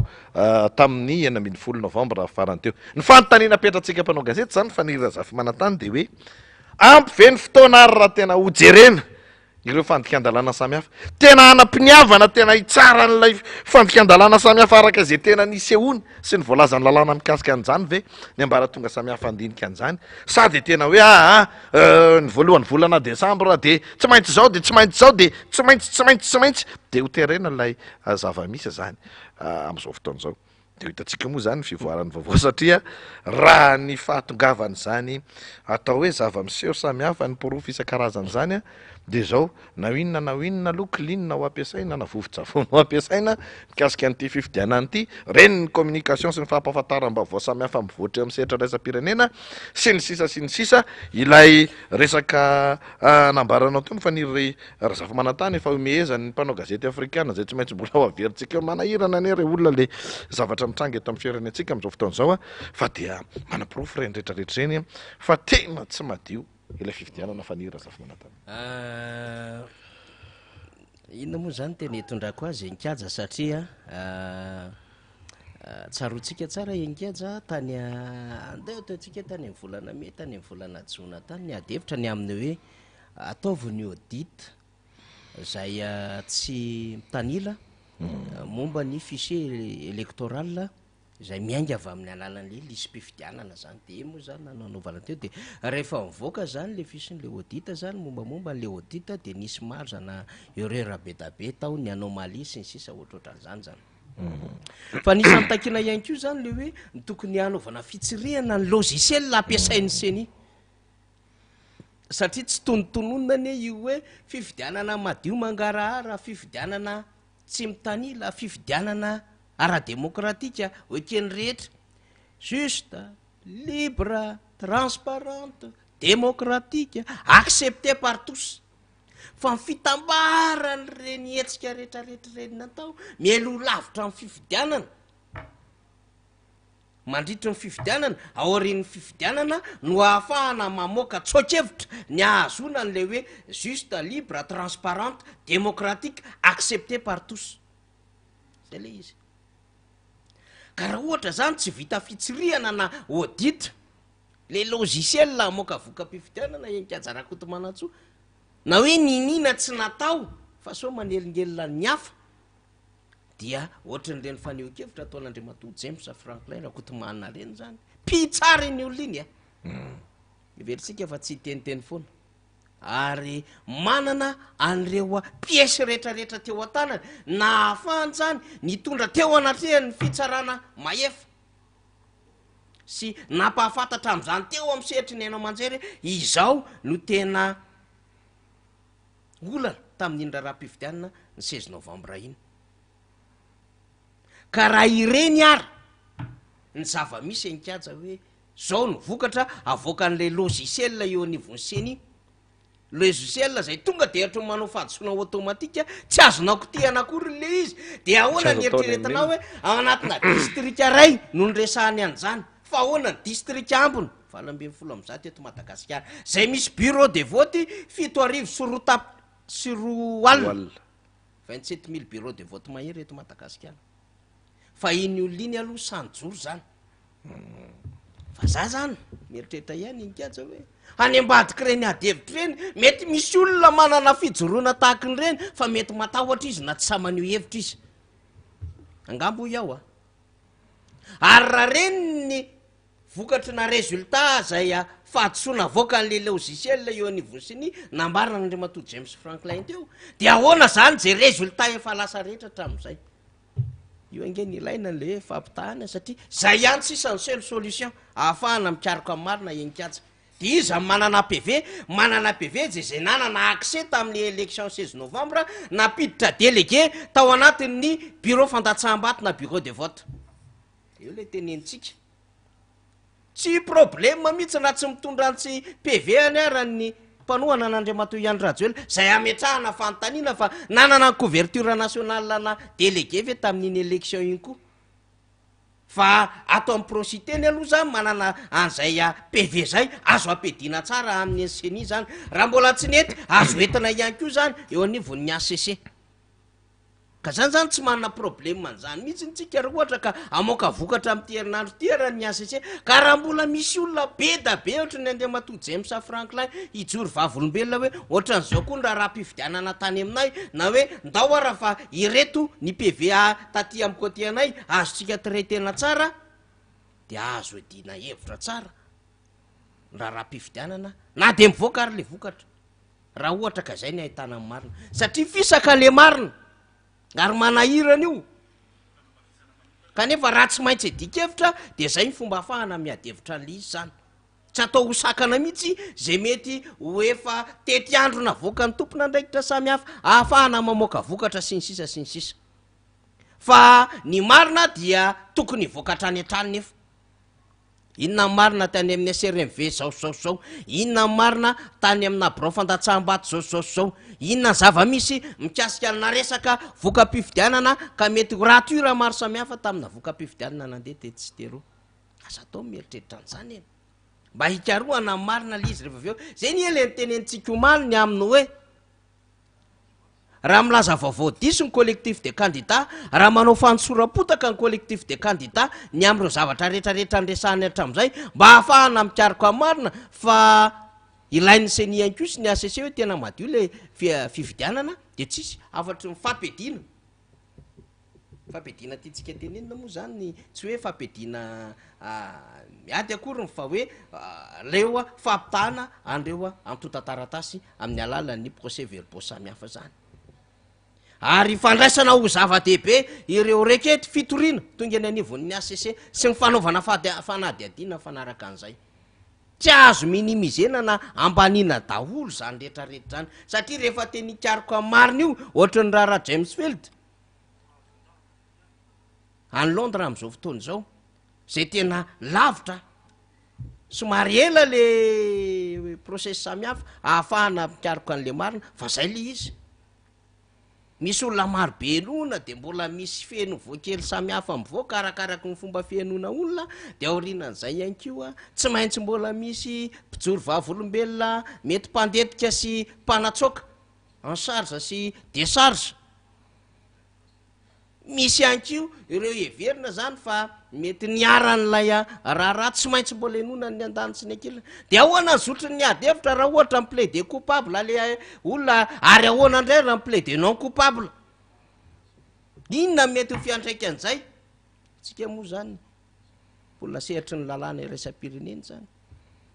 fa ohatran'izay le tiatsika tenenina hoe mety ho lavalava kely le process maro samihafa fa zao rehefa tena hita tokoa le izy aorinao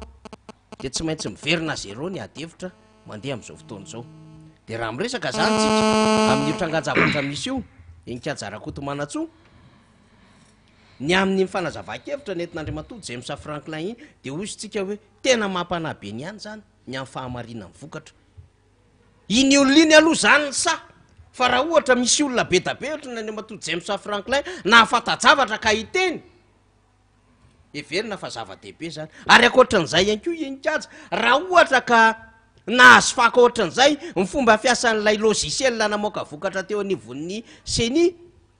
ahoana zany ny ahafahana mieritreritra ny famarinana ny vokatra raha ohatra ka tahatahaky izany ny fiasan'le logiciel am'ireo fikajinina n'ireo voka-pifidianina rehetra tamin'ny birao fantatsam-bato 7 isa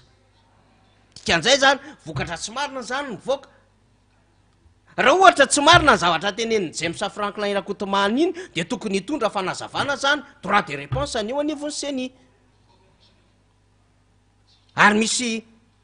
fanazava-kevitra maromaro élément d'information par rapport an'izay napetrana de anjaran'ny tompona ndraiky mpahefana mahefa ihany ko no misikotra ny information par rapport an'izay azon'izy ireo am'le hoe ity zany tsara ihany trandrahantsika fa efa misy élément d'information base tokony angatsika important be zany azafaly fotsiny hoe de amoaka vokatra de andresy premier tour de 45% taux de participation nefa de zera be bro-pifidianana nandritry ny fahaenina ambin'ny folo ny volana novambra zany hoe foana nangady ady tsy nisy mpifidy tampoka teo hankivare hoy ny rehetra tantaran'ny arenay mataloha 5 ny taux de participation de manoratra an'izay le mpanohana fitondram-panjakana hoe tena tsy marina ny resahana fa tsy manana légitimité le fanjakana raha ny vokatra ohatran'izao satria izay le efa nieritreretiny zareo hoe lalaovy ny chiffre fandao iainga avany amin'ny chiffre tsika fa io chiffre io nafahatsika mametraka ny légitimité an'ilay fanjakana kanefa fantatra izy ireo fa tsy manana légitimité le fanjakana fa terena forcena handeha any am'izay légitimité amin'ny alalan'ny isa samihafa zay da tiana nasytiana zany ny adevitra mandeha ny botsina namboamboarina efa ndresaka an'izany ange fanambarana ny vakitsika e grossi ny botsina namboamboarina fanambarana ny vakitsika zany teo anivon'ny setra isam-pirenena de mba ahatonga sainany rehetra nresana an'izany nikaja fa iny zany everintsika hoe raha ohatra zany misy maromaro ohatra n'andriamatoa James Franklin zany mba samy mamoaka hevitra ohatran'ireny ary samy laza marina de mino zany tsika fa me mazava tsy kelikely ihany ny ade eo raha mifiniavana amoaka vokatra ofisialy ataony ao anivon'ny ACC mety ho am'ty herinandro ty fa tsy misakana akory zany ny rehetra amoaka zay mety ho farana fahafantarany sy ny tranganenany tamin'ny fifidianana iny dia mbola anampiny ny adevitra aorina ny amin'ny hoe ka inona ary no atao hoy ny professeur anankiray teo aloha zay de fantanina mipetraka manoloana ny tantara moa zany zay satria na tiana na tsy tiana Siratolo-Janahary fa ny Razafy Manantany tsika dia manadidy manana andraikitra zany manoloana ny fikatsahana izay tena hoe ahatsapany vahoaka malagasy fa ny fahasamihafana eo amin'ny samy malagasy na ara-politika zany na ara-kolotsaina na amin'ny fomba fijery ny raharaha manahirana samihafa izay fahasamihafana zay rehefa mipetraka ny hoe fifampianona sy ny fifanajana dia tokony hivadika ho tombon-dany zany satria ny vitsy anisany ohatra rehefa ara-dalàna le fifidianany dia mipetraka ho azy ho arofanina manoloana n'izay hoe mpitondra apetraky ny maro anisa mivoaka avy amin'ny fifidianany rehefa ara-dalàna sy ataontsika hoe isyny fifampatokisana fa indrindraindrindra eken'ny rehetra zany a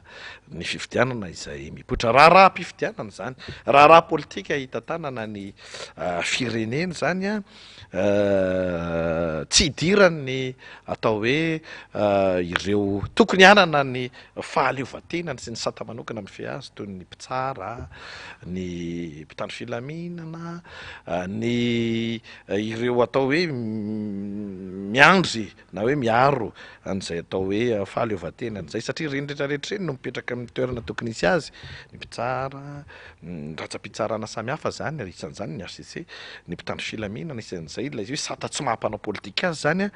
dia tsy miditra amin'ny fiandaniana dia ireny no mampanjaka ny marina ireny no miaro ny marina mba hipetraka tsara amin'ny toerana tokony isy azy satria ny mpanao politika dia natao mihitsy hitondra hevitra politika samihafa zany hoe natao ampiady hevitra ara-politika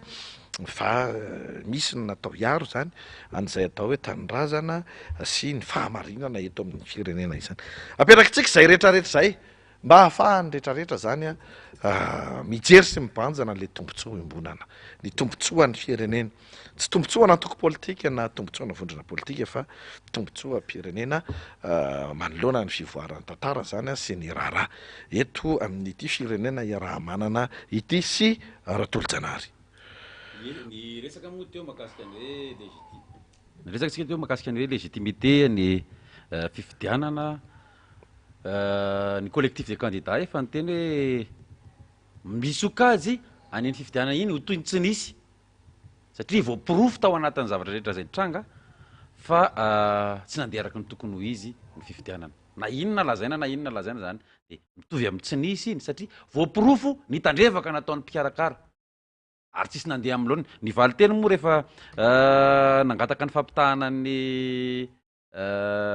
PV ny candidat sy teny andrena solonaiky de valy piraingana no meseny azy hoe tsy afaka manao an'izany zahay na de voafaritry ny lalàna azy zany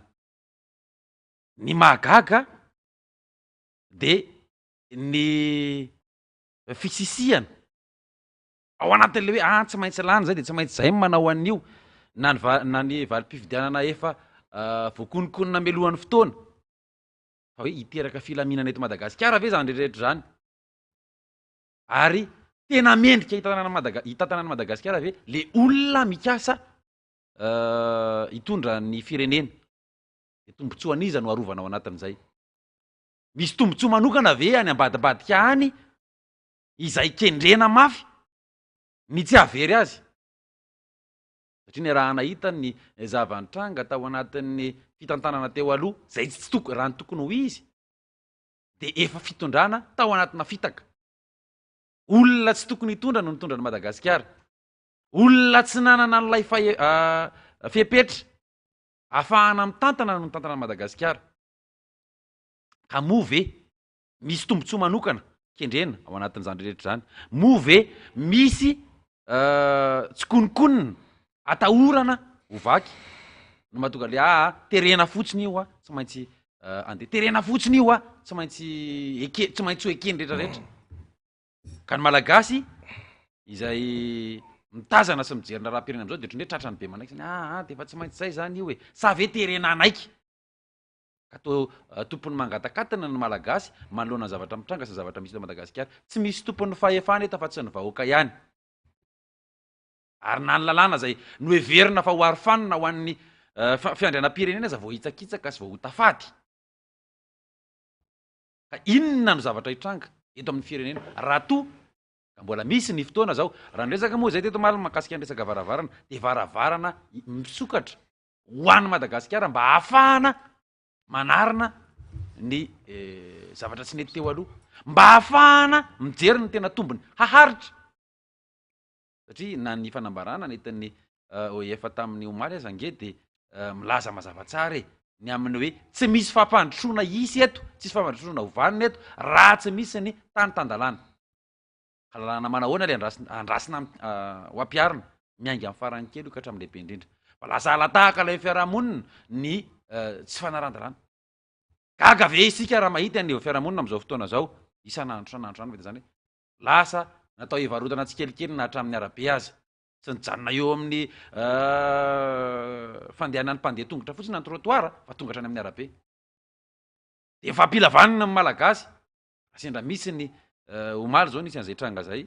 kitika ilay jery tamberina anaty rétroviseur amin'n'ilay fiarakodia le namana tamin'ny sisiny de tezitra izy efa tezitra izy de nikapohan'lay fiara le anankiray de tezitra koa ny tompona fiara fa manina no ny fiarako nokapohany kapohany lamo zany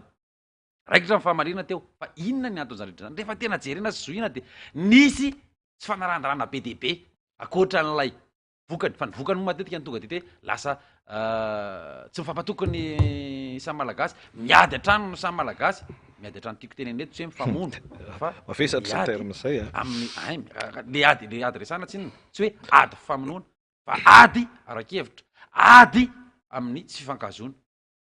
raha mahity zany ary na inona lazaina zany ny zavatra nitranga teo andavamamba tamin'ny fafito amby folo ny volana oktobra izy miralahy efa endriky ny ady atrano reny na ty nazy ty fa misy fomba fijery mitongilana eto ka lazaina fa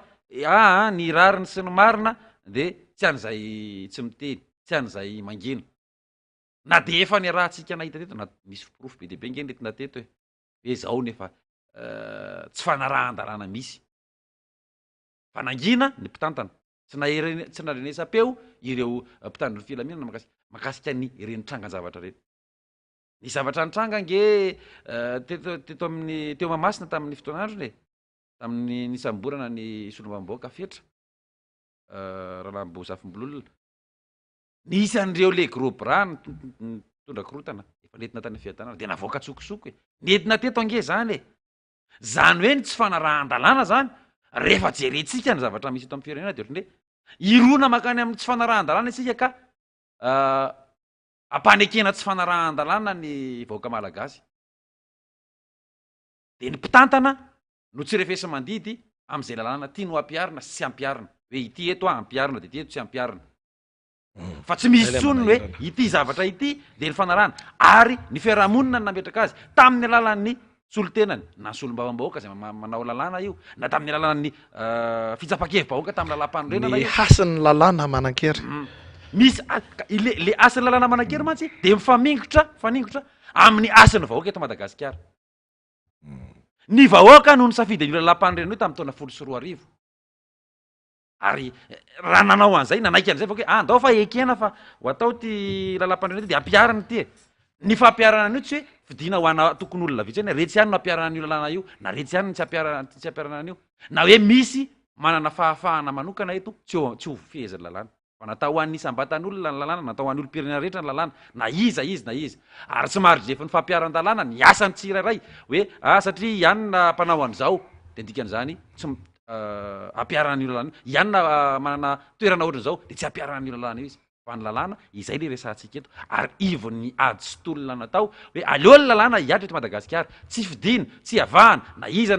rehefa tsy manaraka ny tokony ho izy eo anatin'ilay fanarahana de dika zany meloko zany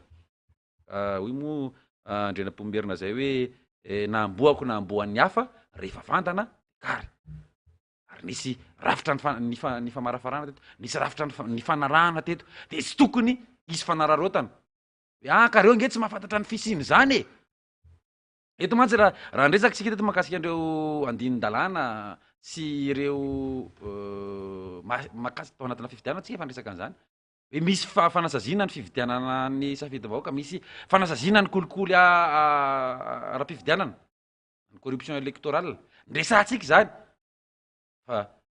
nararotina ilay savorovory tao ambadika tao hoe ndao aompana mandeha makaty fa hevitra diso zany zavatra tsy tokony isaina ny vahoaka zany tsy tokony ho eritreretin'ny vahoaka akory zany tamin'izany fotoan'androny fa iza de matsapa manana andraikitra manana didy amin'ny fampahatongavan-tsaina ny tsirairay ny fetraikan'izany rehetra zany de ny hoan'ny rapitso rafakapitso ka tsy ho Madagasikara marary Madagasikara farofo no ajanontsika ho an'ny taranatsika hoan'ny ireo zanaka amanjafy izay onona eto am'ty Madagasikara ty sanatriny zany anjakazakana olona tsy manana n'lay hasina hitantana ny firenena ity Madagasikara ity ka ho potika sy ho rava nyzay nieritreretintsika fa natsangandreo razana sy nidivandreo razana ny amin'ny fahaleovatena Madagasikara ny asiny za Madagasikara zany rehefa tsy sarotiny amin'ny heripo sy ny fitiavatanindrazana naseon'ny razana sika efa rafaratsy ny tokony ho sarotiny ny amin'ny ho avin'ny taranaka ny amin'ny ho avin'ny Madagasikara rapitso rafaka pitso mba tsy ilentika zao ngetsika miara mahita amin'ny na misy ny fanamboarana ny fironana ratsain'ny fiarahamonina hoe tsisy an'zany fa tena mahavita azy ny mpitantana eo mahavita azy reo olona reo mato eo tsy aompana am'zany nefa taremarika tsy mandangy raha mahita fa na ny haniko hoany eto Madagasikara azy efa tsy araky ny tokony ho izy manafatritsika nisy ny fampanentanana anafatra vary ohatran'izao fa maninontsika manafatra vary nefa mpamboly vary maninona no aderadera eto amintsika ny zavatra mora isan-karazany nefa eto amintsika misy arena tsy tapesipesony ananatsika daolo ary raha ny velaran-tany azo velarina azo volena eto Madagasikara tena mbola abidadasika fa maninona ny tsy aompana any fambolena ny fiarina eto Madagasikara fa maninona no rebirebena amina koveta na amina zavatra kely mba tsy hatakarany ny zavatra hoe misy zavatra ngezaka sy goavana tokony fantohana eto amin'ity Madagasikara ity maninona no aompana any amina resaka zavatra mahafalin'ny maso sy zavatra tsy maiky tsy lara-pahamehana ny sainy vahoaka hoe teleferika ahoanaka eto arana nanjiro aza mampiferina ao alefa milabozivy eo i teleferika io le retsy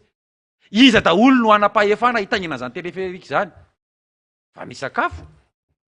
zay fandresahana teto foana hoe anisan'ny filana fototra hoan'ny vatan'olombelona ny sakafo ny fahasalamana mandeha araky ny tokony ho izy ve fa na ny tsy fahasalamana sy ny tsy fanjariana ratsakafo azy teto natao fanararotana ho amin'ny malagasy hoe andao ararotana ny tsy fahapikan'ireo ka atao zay hanonan'ireo mandrakariva zay tsy ampy sakafo andreo mandrakariva mba hahafahana manambaka azy ka tsy hisainany any amina zavatra hafa fa varina amin'ny sakafo de varina amin'ny resaka tsy fahasalamana de resaka tsy ningeteto resaka covid fa hitatsika ny karazana halatra maro lafy tao anatin'ny resaka fanararotana zany krizy ara-pahasalamana zany ny resaka écran plat nangina tany de samy afaka de samy mangina ny vahoaka varina ny atao am'le resaka aretina ahoany io aretina io ny tahotra sy ny tsy fampitsakafo no ny irona ny sainy vahoaka de nisy am'izay ny endrika fanabakana maro isan-karazany ka nyvoizana fampanantenana amina zavatra mahafinarinaritra amin'ny maso zavatra endrika ivelany fotsiny ihany nisy namana mo tamin'ny nandritra ny tenako toditsy fahasalamana reny de niresaka mihitsy zao ange ny riseny zavatra naka fa za ege de tena nahita mihitsy hoe ny lokon-javatra fotsiny tamin'ireny zavatra manara-penitra maro isan-karazany reny no nyreny sy ny tsara fa na ny fanaovana ny foto-drafitra asa tamin'ireny aza raha ny fangaro sy ny resaka somasofasika ho izy moa zay nandraisana le izy raha tokony ho telo sy ray natao enina sy ray ary nalekali taoan'ny sy menitra nampiasana tao anatin'le izy raha tsy araky ny tokony ho izy fa de hoe natao izay atsara le loko de nisy fanambakana tao ambadika de ny vahoaka moa samy tsy miteny sy tsy mahafantatra fa mitehaka fotsiny rehefa vita le izy ary na ny foto-dravitra sanatsangana aza zara raha naharitra heritaona de nisy ny rodane nisy ny tritry fa tsy misy manara-maso zany ary eo indrindra le hoe raha to ka madio sy mangarahara ny fitantarana ary manara-dalàna tsika ka ho avy ny fanaraha-maso ny zavatra mitranga sy zavatra misy eto Madagasikara de ho hita daolo hibaribary daolo ny tsy fanjariana tao anatin'ny efatra taona sy tapany izay nitantana ny mpitantana teo aloha izay moa no tenenina de mba hahafahana manao jeritodika sy tombana ary hijerena ihany koa no ho avin'ny Madagasikara hoe anahoantsika ary inona no fiantraikan'izao tolona atao izao mba amerenakasina Madagasikara ao anatin'ny tantandarana sy ny hoe fiandrianam-pirenena mandeha be ny fotoana efa tapitra ny fotoanatsika raha ny fotoanan'ny fanomezana tompoko lasy tompoko vavy misaotra ny sy raha tolo-janahary zany atao anatin'izay rehetra zay tapiaritsika ny fandaharana aloha amin'ity androany ity satria misy vaovao be dehibe tonga eto misy point maromaro ampitaina manampanao gazety hoe mila jerenareo ty mila arahanareo ty de mila ianonareo zao de nisy fanambarana natao tetsy nitranga teroa dia nanao hevitra ny teo anivon'ny lehibe ny tamajorony tafika sy ny lohandoha ny mpisorona ao anivon'ny mpitandro filaminana de misy manontany hoe to misy resaka politika ny resaka izy ireo fa nga izy ireo afaka amin'ny resaka politika ianonay mihitsy aloha satria mbola tsy naheno tsy nahafantatra ny votoatiny zahay teto amin'ny plateau foana dia ataontsika am'rapitso fa tsy ny mpanao gazety malagasy ihany no miresaka ny zava-misy eto Madagasikara am'izao fotoan'izao io le nambarantsika hatramin'izay hoe de mitodika aty ny mason'izao tontolo izao izahay telo mirahalahy no mametraka ny mandra-pitafa fa hoentinay amaranana ny izay efatra mirahalahy zany fa hoentinay amaranana ny fandaharana angaredina ho arahantsika any ny adihevitra débat zany natao ny mpanao gazety eo anivona fahitalavitra sabiafa tany ivelany tany ihany koa miresaka ny raharaha Madagasikara zay moa le hoe misokafatsika foana zany ny ataontsika hoe ny saina sokafatsika foana ny fahafahana manaraka ny antsipirian-draharaha mikasika ny Madagasikara zany dia ity famakafakana ity no maranantsika ny fandaharana ankasitrahanatsika rehetra niaraka tamin'ny hatramin'ny farany tompoko lasy tompoko vavy tatao anatin'ny fandaharana isorony ianao nandroy izany Siratolo-Janary Fanira Zafimanantany Enikazaroko Manantsoa ary Fidiramanandray be mandra-pitafa ho amin'ny rahampitso indray manasanao manaraka nyity famakafakana adihevitra natao ny mpanao gazety mikasika ny Madagasikara avy any ivelany ity ihany koa veloma tompoko. Et nous revenons au plateau pour la suite de cette émission. Après le journal, nous retrouvons nos invités Fioclou Adanglenou et Gabin Adjaro. Pour la suite de cette émission, nous abordons notre troisième sujet, Madagascar, réélection de Rajolina, recours en annulation du scrutin. Le candidat à la présidentielle à Madagascar, Steny Randriana Soloniaiko, a déposé un recours. C'est un nom qui est vraiment... Je l'ai appelé une fois, et donc la suite, je vais dire le candidat, donc vous allez comprendre que c'est de lui que je parle. Donc il a demandé, il a déposé un recours à la Haute Cour constitutionnelle pour l'annulation du scrutin pour fraude. Donc après la proclamation des premiers résultats qui sont largement en faveur du président sortant, Andry Rajoelina, qui est crédité de ce qu'en eu 95% des voix à ce premier tour de la présidentielle. Donc c'est fini, puisqu'il a gagné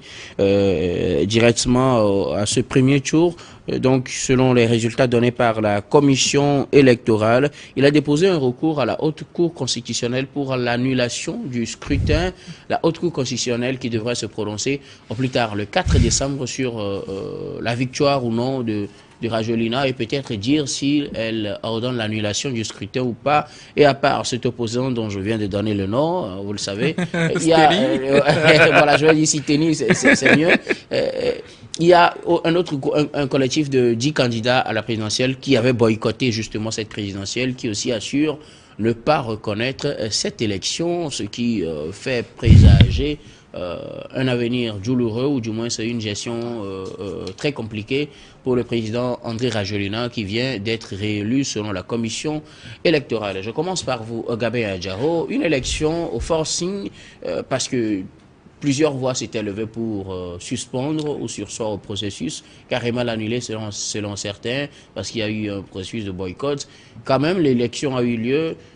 Rajoelina est annoncé vainqueur, et finalement, un recours en annulation, et d'autres disent ne carrément pas reconnaître l'élection. Oui, une élection où le taux de participation est à moins de 20%. Selon l'opposition. Selon l'opposition. Pour le pouvoir, c'est au-delà de... C'est 22%. Pour le pouvoir, c'est 22%. Non, pour le pouvoir, c'est dans les 60%. Moins de 60%. Mais pour l'opposition, c'est moins de 22%. Wow. Voilà, justement. Une élection comme ça, on ne peut pas dire que le président est légitime. Parce que déjà que le taux de participation s'apprête à problème. Et aujourd'hui, moi, je suis choqué de voir que c'est Rajoelina qui agit de la sorte. On a vu comment il était venu au pouvoir avec la mobilisation populaire. Il portait l'aspiration du peuple. On pensait réellement que c'est lui qui va apporter un grand changement dans ce pays-là. Mais... il est très jeune aussi. Très jeune. Il est venu avec la fougue de la jeunesse. On pensait qu'il allait propulser ce pays. Mais malheureusement, je peux dire qu'il est le pire des présidents que les Malgaches avaient connus. Pourquoi? Juste parce c'est qu'il le se présente pire. à une nouvelle élection. Parce que premièrement, son bilan, quand tu prends sur le plan économique, ce n'est pas du tout... ce n'est pas ça. Mais quand tu prends par exemple son mandat de 2018 jusqu'à 2023, on pourrait dire qu'il a été émaillé de crise au plan international. On va évoquer, comme on l'a évoqué dans tous les pays, la crise sanitaire de Covid-19, la guerre entre l'Ukraine et la Russie. Bon, je ne sais pas si on va parler de la guerre de Hamas et Israël, parce que ça n'a rien à voir. Je ne sais pas trop, mais c'est généralement les raisons qu'on donne pour justifier les échecs des pouvoirs. Oui, c'est généralement les raisons qu'on donne et il n'y a pas de raison pour pouvoir justifier ce genre de choses. La seule raison plausible ici, pour moi, c'est la crise sanitaire, Covid. C'est la seule raison plausible. Sinon, et ça a duré pendant combien de temps? La situation économique, socio-économique de ce pays-là a dégringolé pendant... plus que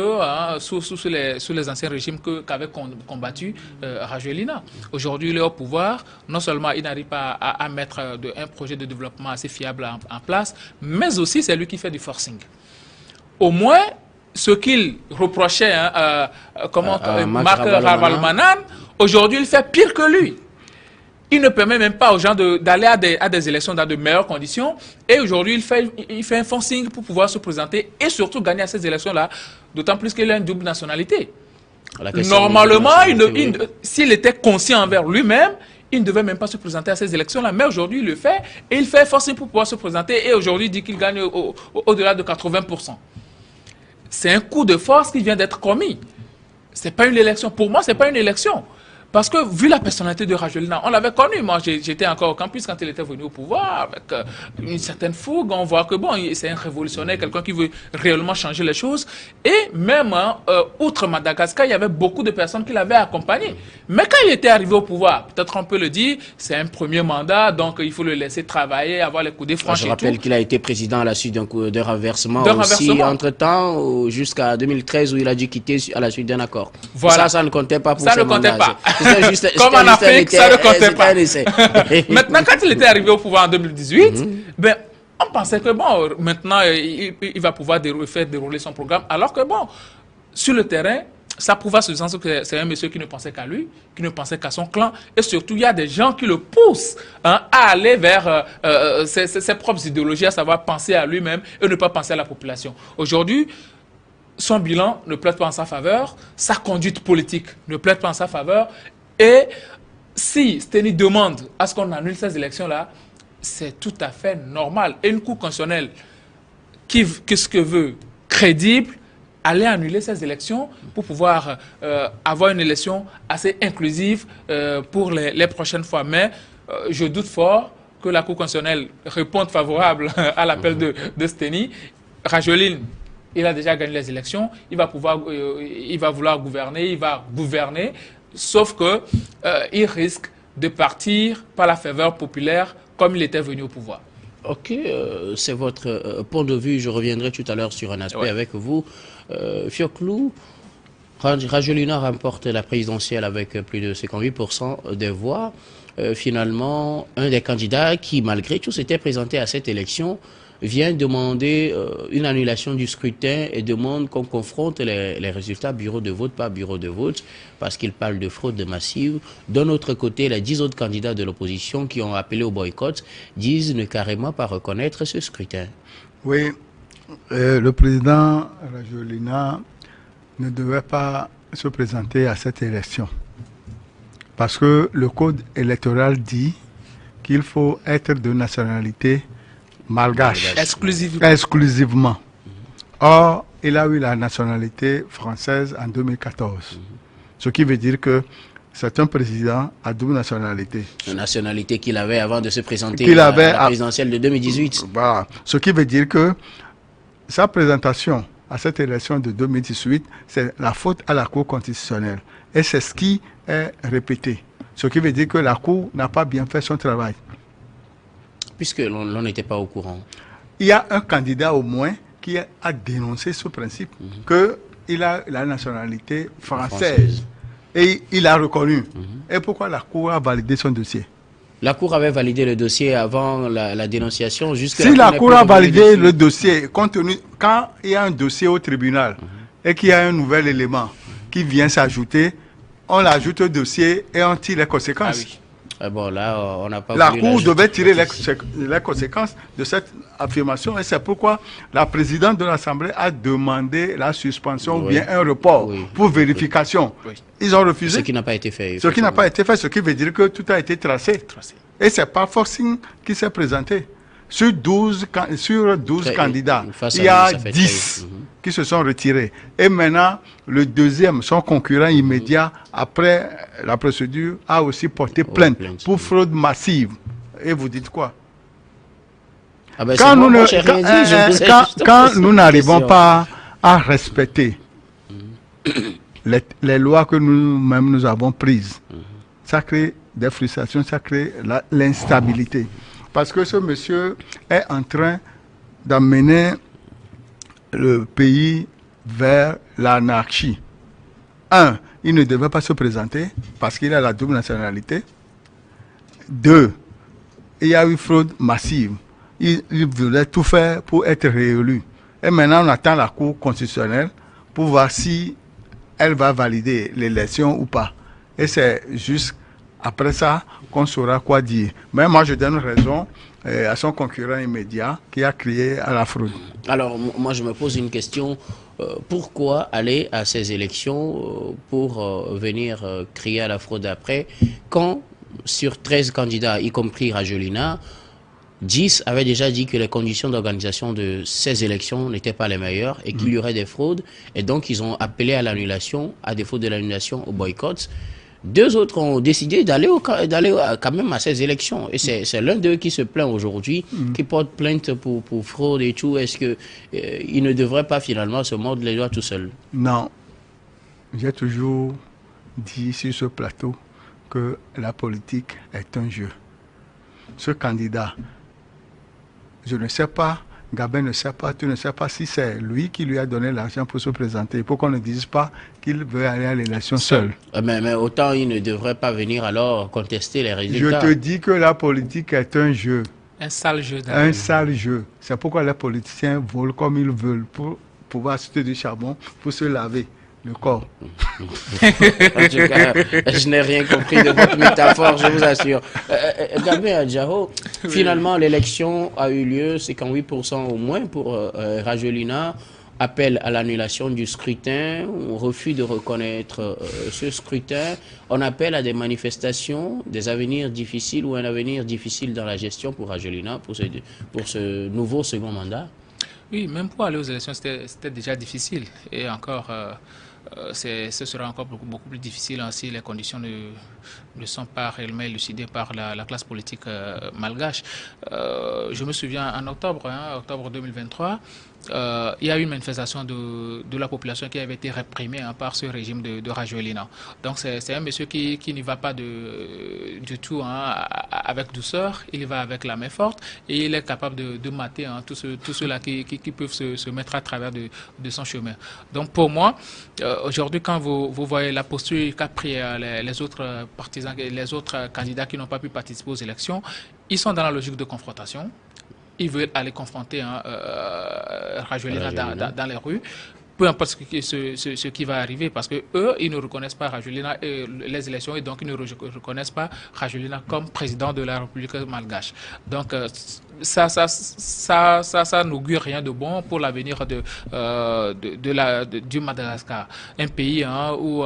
pratiquement 82% de la population vit sous le seuil de l'extrême pauvreté, un pays qui quand même n'a pas d'infrastructures sanitaires, scolaires et tout, qui est démuni de tout. Voilà un pays comme ça que les politiciens tirent de tous les côtés, les populations ne savent pas à quel sens se vouer. Je me demande réellement si les Malgaches aussi peuvent se dire qu'on a eu des dirigeants avant, parce que plus le temps passe, plus ça va de mal en pire. Et c'est ce qu'on constate tout le temps. Du temps de Ravalomanana, au moins on peut dire que bon, il y a eu des avancées, quelque chose du genre. Mais avec Rajolina qui portait pourtant l'aspiration, qui portait assez d'espoir pour cette population-là, c'est le pire. C'est le pire que vit la population malgache actuellement. Donc pour moi, les élections actuellement ne résorbent rien comme problème. Ça apporte beaucoup plus de problèmes aux Malgaches. Le mieux, si Rajolina aime ce pays-là, comme il dit que c'est son pays, malgré le fait qu'il a la nationalité française. D'ailleurs, c'est assez ubuesque que quelqu'un qui se dit « j'aime mon pays, je suis malgache, je veux développer mon pays », quelqu'un qui était venu au pouvoir avec surtout la ferveur populaire, qui dénonçait un certain nombre de pressions de la part de ces puissances-là, puisse avoir la nationalité française et diriger le Madagascar. Il a des quelqu'un qui viole le test. Il a français, selon ce qu'il a dit. Et il n'a jamais nié qu'il a une nationalité française. Mais cela ne veut absolument rien dire. Cela ne veut rien dire. Il renonce à sa nationalité française s'il veut diriger le Madagascar. C'est aussi simple que ça. Je ne sais pas ce qu'il craint pour ne pas laisser tomber la nationalité française. Il dit que c'est pour ses enfants, il a dit. C'est pour ses enfants. C'est lui seul qui a des enfants au Madagascar. C'est lui seul. Alors là, il n'aime pas le Madagascar. Il aime beaucoup plus ses enfants que le pays qu'il a vu naître. Alors là, il y a problème. Il y a problème. Avoir un chef d'État qui viole les tests, et puis c'est lui qui se met devant vous, bon, je suis votre président, alors que lui-même, il viole les tests. Ben, comment est-ce que ce pays-là sera dirigé si le président lui-même ne respecte pas les tests? Quel exemple il donne à la population? Il a des questions réellement à se poser. Donc, s'il se respecte et respecte les populations malgaches, le mieux, c'est de démissionner et d'organiser de meilleures élections pour que ça soit inclusif. S'il gagne, alors là, il aura gagné les haut les mains. Alors, ou bien même, il ne devait même pas se présenter parce que voilà, jusque-là, il n'a même pas encore renoncé à la nationalité française. Il a la nationalité française qu'il a acquise en 2014. Après, s'était retiré du pouvoir en 2013 à la suite d'un accord pour permettre au pays de se relancer sur la voie démocratique. Finalement, cette affaire de nationalité met à mal la gouvernance, peut-être mettra à mal la gouvernance de Rajolina, qui malgré tout a déclaré vainqueur à ces élections avec plus de 58% des voix. C'est quand même eu 90 ou 98%. C'est ce qui est annoncé par la commission électorale. Finalement, sa question de nationalité, double nationalité, refait surface. Question de fraude vient. La semaine dernière, il y a des manifestants qui s'étaient rassemblés devant son parti pour réclamer leur dû, parce que lors de la campagne, Rajolina leur avait promis des cartes d'électeurs et des vivres au cas où ils voteraient pour lui. Finalement, on était prêt à tout pour être réélu président à Madagascar. Oui, mais moi je dis haut et fort qu'il devait être disqualifié. Il ne devait même pas participer. Y a-t-il possibilité que la Cour constitutionnelle donne raison à celui qui demande l'annulation du scrutin? La Haute Cour constitutionnelle, maintenant, y a-t-il possibilité qu'elle a donne le raison? devoir de trancher au niveau du droit. Et c'est quoi le droit selon vous? Il n'a pas droit de se présenter à cette élection du moment où il a une double nationalité. Il n'a pas le droit de se présenter selon le droit. Selon le droit. Merci beaucoup. Parce que le code dit qu'il faut être scrupuleusement malgache. Merci beaucoup à vous. Nous allons marquer une nouvelle pause, puis on revient juste après pour la dernière partie de cette émission.